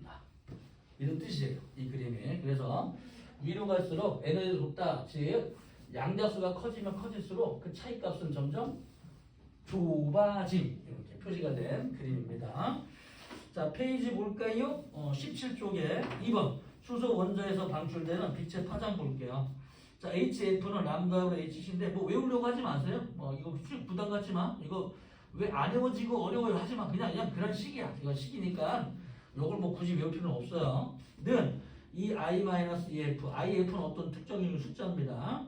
자, 그 에너지의 제곱분의 주양자수의 제곱분의 1을 곱해가지고요. 13.6 곱해주는데요. 13.6도 외울 필요는 없죠. 람다분의 1은 HC분의 이렇게 되기 때문에 위식에서 보원자 모여서 유도한 식과 상수 HC가 발모와 리드베리에 의해서 실험적으로 얻은 관계식 그리고 리드베리 상수 R과 완전히 일치하게 되었다. 그렇죠. 그래서 3번 발목이요. 스펙트럼 해석 볼게요. 람다분의 1은 HC분의 13.6이다. 얘는 2의 제곱분의 1 마이너스 n의 제곱분의 1이 되는데요. 이 n이 크면 클수록 0에 가까워지게 됩니다. 그렇죠? 그 차이값이 커지게 되면은 파장이 역수기 때문에 파장은 짧아지게 될 것이다. 이런 식인데요. 아직은 뭐 이해할 필요는 없어요. 자, 예를 들어서 n은 3에서 n은 2인 정상 상태로 전자가 전이할 때 방출되는 광자의 에너지는 자, 3번은 얼마가 되냐면은 9분의 마이너스 13.6 해주게 되면은 마이너스 1.51이 되고요. 자, 2번은 4, 2의 제곱분의 1배 마이너스 13.6을 4로 나눴을 때 3.4가 됩니다. 빼주게 되면은 1.89 일렉트론 볼트 에너지가 되는데요. 3번에서 2번으로 떨어질 때 나오는 에너지 차이값은 그 차이만큼인 1.89 일렉트론 볼트 에너지를 가지게 된다. 이때 일렉트론 볼트는 우리가 말하는 100볼트, 200볼트 이런 볼트를 말해요. 일렉트론은 전자 한 개를 말합니다. 1.6 곱하기 10의 마이너스 19승 플러 아까 적어드린 거 있죠? 그걸 일렉트론이라고 부르는데 그 전하량 곱하기 전압을 말해요. 큰 의미는 없으니까 지금 몰라도 됩니다. 그냥 이 앞에 있는 숫자가 크면은 전압도 많이 필요해. 이 전자를 뛸 때 얼만큼의 만약에 220이라고 써 있으면 220만큼 전압을 주면 뛸 수 있어 이런 뜻이 되는 거니까 큰 의미는 없어요. 그냥 에너지의 그냥 단위예요. 그 다음에 2번 얘는 2, 4, 5, 6으로 가게 되면은 보다 더 높은 에너지 준위에서 얘는 2인 정상 상태로 전자가 전이할 때 점점 파장이 짧은 빛을 방출하게 되는데요. 이 단어가 중요합니다. 자, 3번에서 2번, 4번에서 2번, 5번에서 2번으로 갈수록 에너지 차이가 점점 커지기 때문에 에너지가 큰 쪽으로 이동을 해간다. 자, 거기다 적어보자. 넘어가 볼까요? 이제 페이지 18쪽에 보면은 자, 우리 결론 좀 내려봅시다. 이 단원에서. 그래서 전기력에서부터 배워서요. 전기력을 통해서 원자핵 주변에 전자가 돌고 있는데 전자가 도는 거는 그냥 도는 게 아니라 특정적인 궤도를 돌게 되고요. 그 전자가 도는 궤도는 에너지가 다르기 때문에 에너지 차이만큼의 빛이 나오게 되는데 자, 에너지 준위가 높으면 높을수록 에너지가 더 큰 값을 가지게 되어 있다. 그래서 높은 쪽을 낮은 쪽으로 갈 때는 빛이 방출하게 된다. 이런 걸 배운 겁니다. 알겠지? 요약 정리하면은 그러니까 모든 걸 다 얘들아 이것만 내가 말하는 게 이해가 되면 돼. 이 과정은 외우는 게 아니야. 그냥 그런 거구나 넘어가는 거. 자, 다른 거. 아주 봐. 자, 옛날에는 원자가 딱딱한다는데 아니야. 그러니까 원자핵 주변에 전자가 돌고 있어요. 그런데 전자가 도는 궤도는 막 도는 게 아니라 정해져 있어. 어떻게 에너지로 정해져 있어요. 그래서 에너지로 따지면은 이게 양자화되어 있습니다. 여러분들이 연속도로 돌 수가 없어요. 그래서 원자핵 주변에 가까운 쪽으로 더 이상 들어갈 수는 없다. 그래서 원자의 안정성을 설명할 수 있게 되는데 자 그런데 문제는 위로 갈수록 에너지 주위는 점점 높게 되고 위로 갈수록 간격은 점점 좁아지게 된다. 그래서 이런 스펙트럼이 나오게 되었다. 이런 얘기죠. 이때 자 2번으로 떨어지는 건 어디 갔네? 2번으로 떨어지면 무슨 빛이 나온다? 주로 가시광선이 나온다. 알겠죠? 오케이? 요거 2번만 주로 외우세요. 자 4번 수소 원자 스펙트럼의 계열의 해석 보자. 수소 원자 스펙트럼 계열 중 파장이 가장 짧은 자외선이요. 미칩니다. 파장이 가장 짧은 자외선. 이게 에너지가 큰 거예요. 자외선이 에너지 큰 거야. 이 자외선이 나오려면 어디로 떨어져야 돼, 얘들아? 1, 2번으로 떨어져야 돼. 계열은 수소 원자에서 들뜬 상태의 전자가 N은 1인 궤도로 전이할 때 방출하는 빛의 스펙트럼이고 자외선과 가시광선 영역에 걸친 발모 계열은 들뜬 상태의 전자가 N은 2인 궤도로 전이할 때 방출하는 빛의 스펙트럼이다. 파장이 긴 적외선 영역의 파션 계열은 들뜬 상태의 전자가 3인 궤도로 전이할 때 방출하는 빛의 스펙트럼인데요. 그림을 봅시다. 1번으로 떨어지는 거 있지? 어디에서 어디로 가냐 할 때 얘들아 3번에서 2번, 4번에서 2번, 5번에서 2번 어디에서 시작하냐가 중요한 게 아니야. 어디로 떨어지냐에 의해서 에너지는 결정되게 돼 있어요.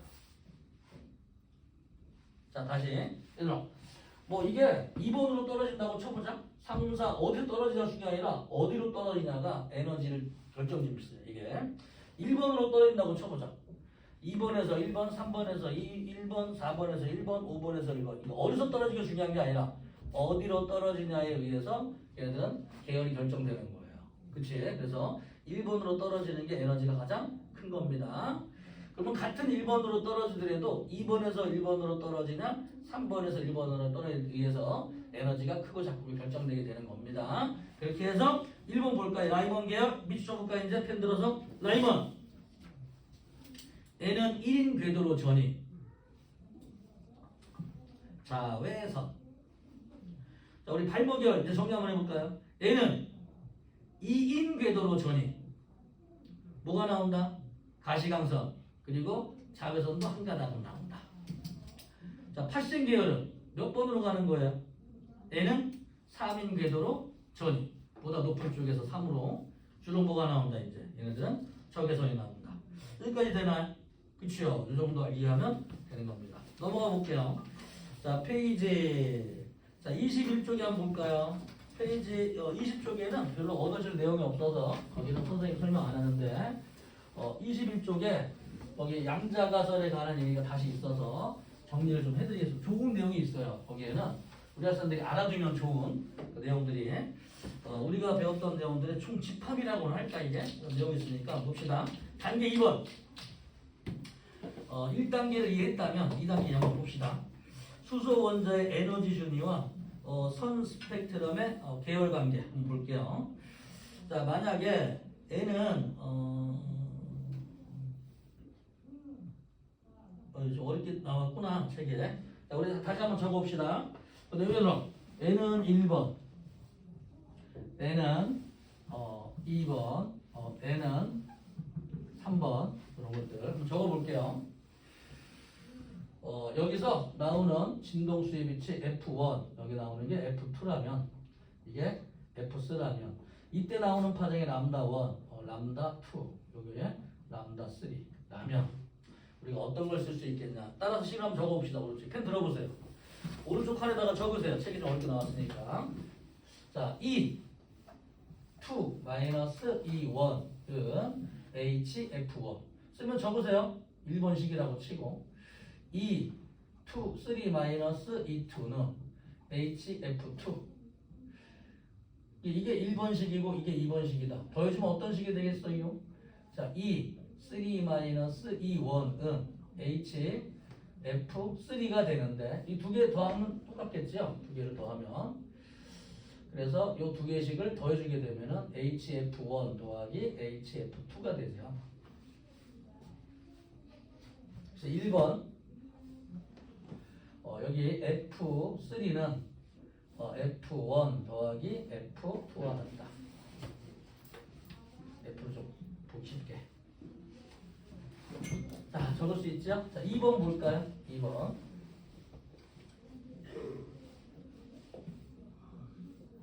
자, 파장 람다로 바꿔봅시다. 람다. 자, 에너지도 한번 바꿔볼까요? 에너지? 요거. E2 마이너스 E1 더하기 E 3 마이너스 E2는 E3 마이너스 E1가 같다. 3번. 파장도 좀 적어드릴까요? 파장. 람다 3지요. 3분의 HC는 람다 2분의 HC 더하기 람다 1분의 HC가 되니까 자, 요거를 진동수 가설이라고 부르는데요. 요 식 하나를 가지고 물리는 여러 가지 물어볼 수 있으니까 적어보세요. 아니 잠깐 졸지 말고 적고 가야 돼요. 기껏 공부했는데 요약 정리 못해가면 아깝잖아 이거. 그치? 오른쪽에 보면은 얘들아 이대로 내가 밑줄 쳐주려고 좀 보기 어렵게 돼 있어. 요거 오른쪽에다가 그냥 적어보세요. 우리가 좀 보기 편한 대로. 요거는 학자들이 보는 내용이지 뭐. 우리가 저렇게 알 필요 있어.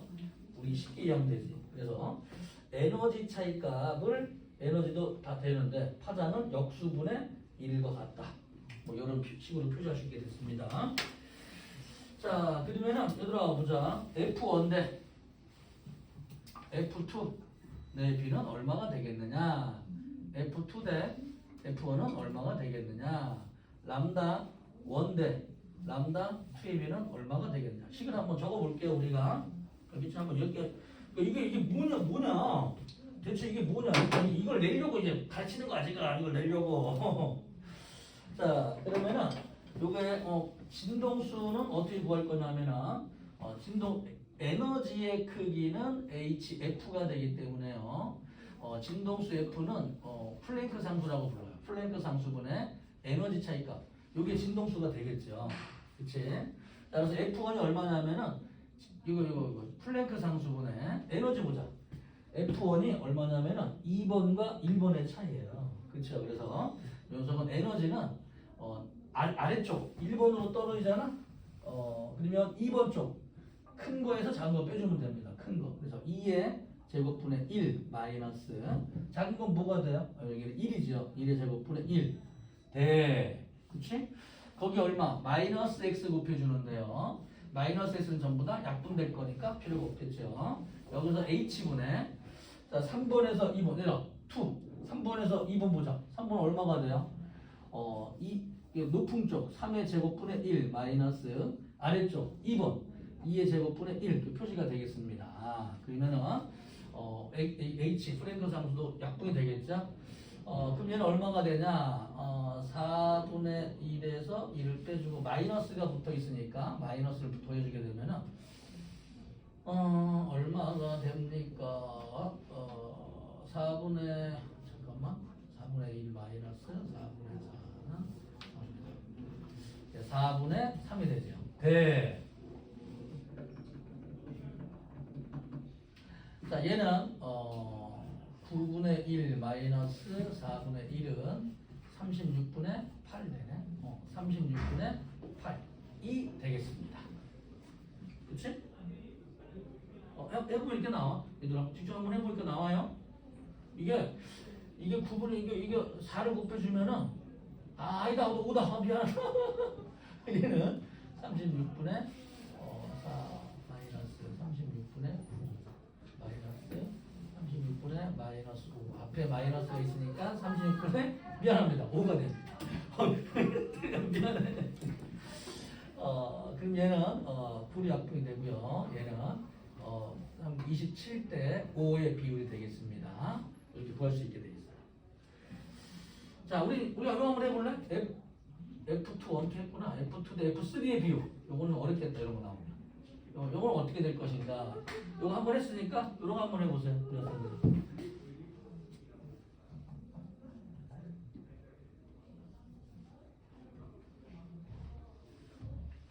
그럼 여기다가 계산해서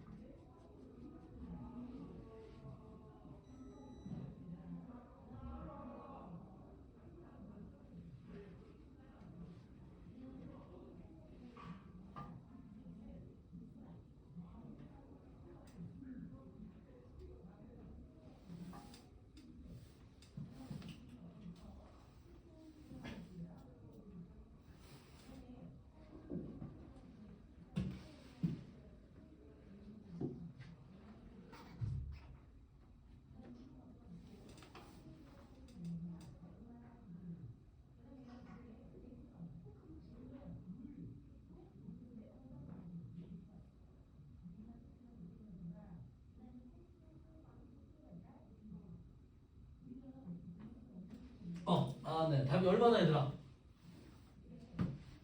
확인해봐야지. 잘 보이는지 졸고 있는지.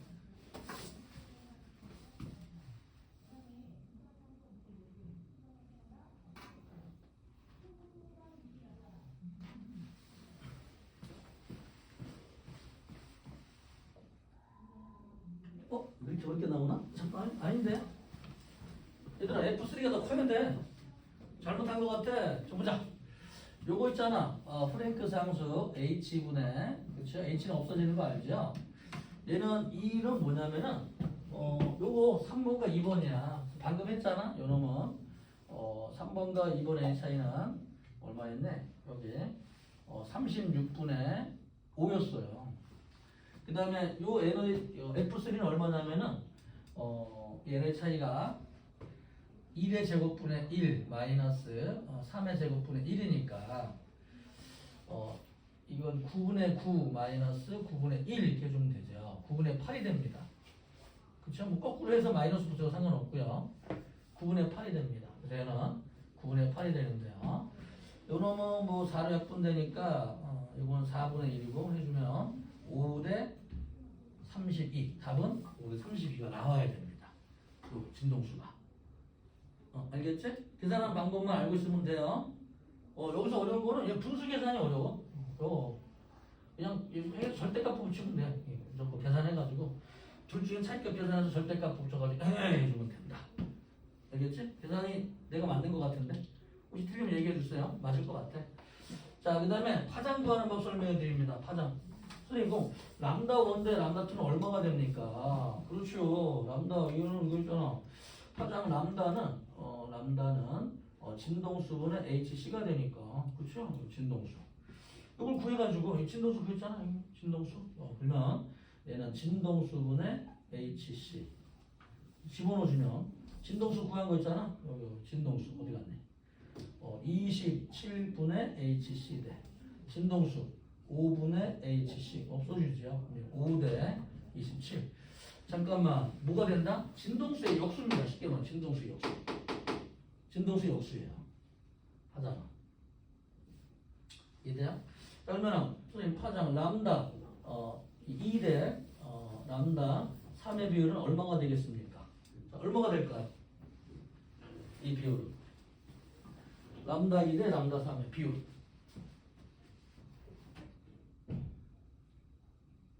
진동수 역수되니까 여기 나와 있잖아. 32도 오지요. 그래서 파장을 구하나 진동수를 구하는 건 뭘 구하는 거다?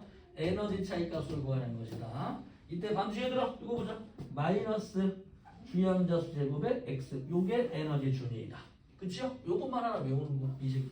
알겠지? 뭐 힘들어도 요거 외워서 여기저기 써먹을 수 있으니까 우리 학생들은 전자기 파트에 귀재가 한번 대보세요. 알겠지? 원래 이해하기 어려운데 오늘 아주 이해 잘했습니다. 그래서 여기서 제일 중요한 거는 그냥 이 식을 가지고 좀 이렇게 한번 하는 거야 그냥. 자 넘어가 볼까요? 페이지. 자 22쪽에 봅시다. 대학 과정까지 나와 있는데 전자의 궤도 반지름을 식으로 나중에 보호 반지름으로 만들어냈어요. 보아씨가. 그래서 이걸 현대 추사 전지 현미경이랑 여러 가지 방법으로 실제로 해봤습니다. 그랬더니 큰 오차가 보이지는 않아요. 이 보호의 가설이 맞습니다.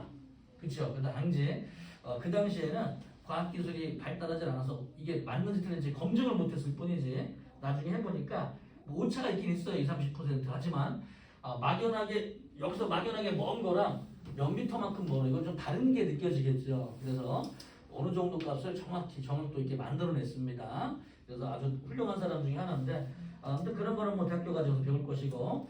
자 넘어가 볼게요. 23쪽에 보면은 우리가 배웠던 가정의 어떤 정정리가 되어 있고 페이지 숙제가 있습니다. 자 1번에서부터 25번까지 숙제예요. 자 그리고 우리는 페이지에 여기 어디가 들어오냐 페이지 28쪽에 5번 7번 8번을 풀 거고요. 우리 학생들은 계정 적용 문제 푸세요. 수능 문제 어려우니까. 자 5번 표로 봅시다. 페이지 28쪽에 5번.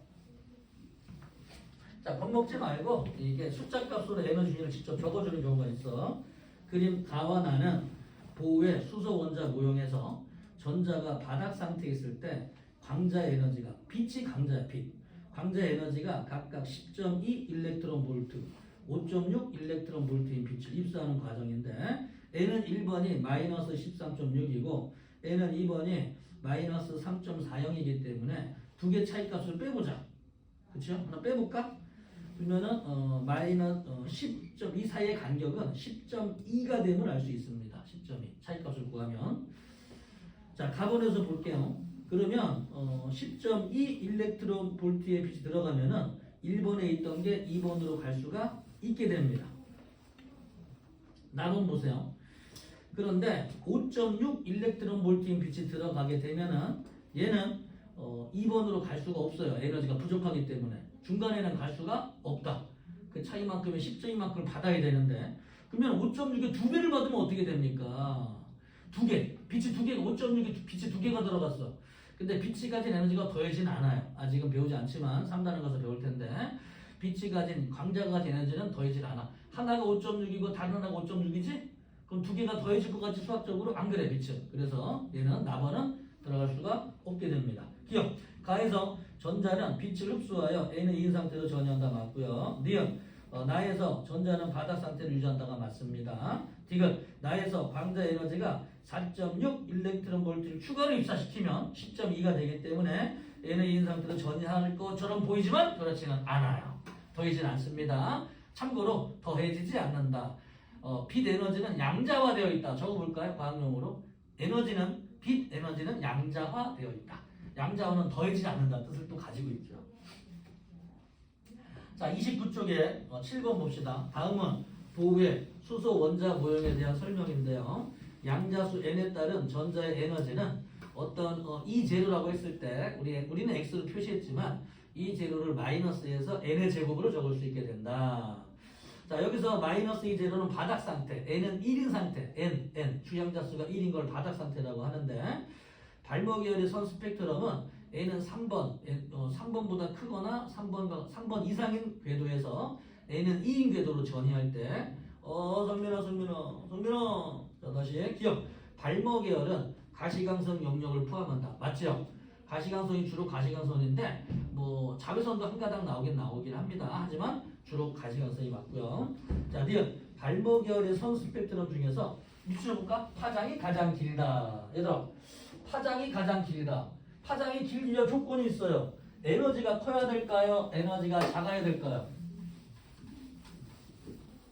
얘들아, 마이너스 n의 제곱분의 2제로라고 주어졌어요. 그쵸? 그래서 잠깐만 가시간 발목계열이니까 발목계열 2번으로 떨어지는 거죠.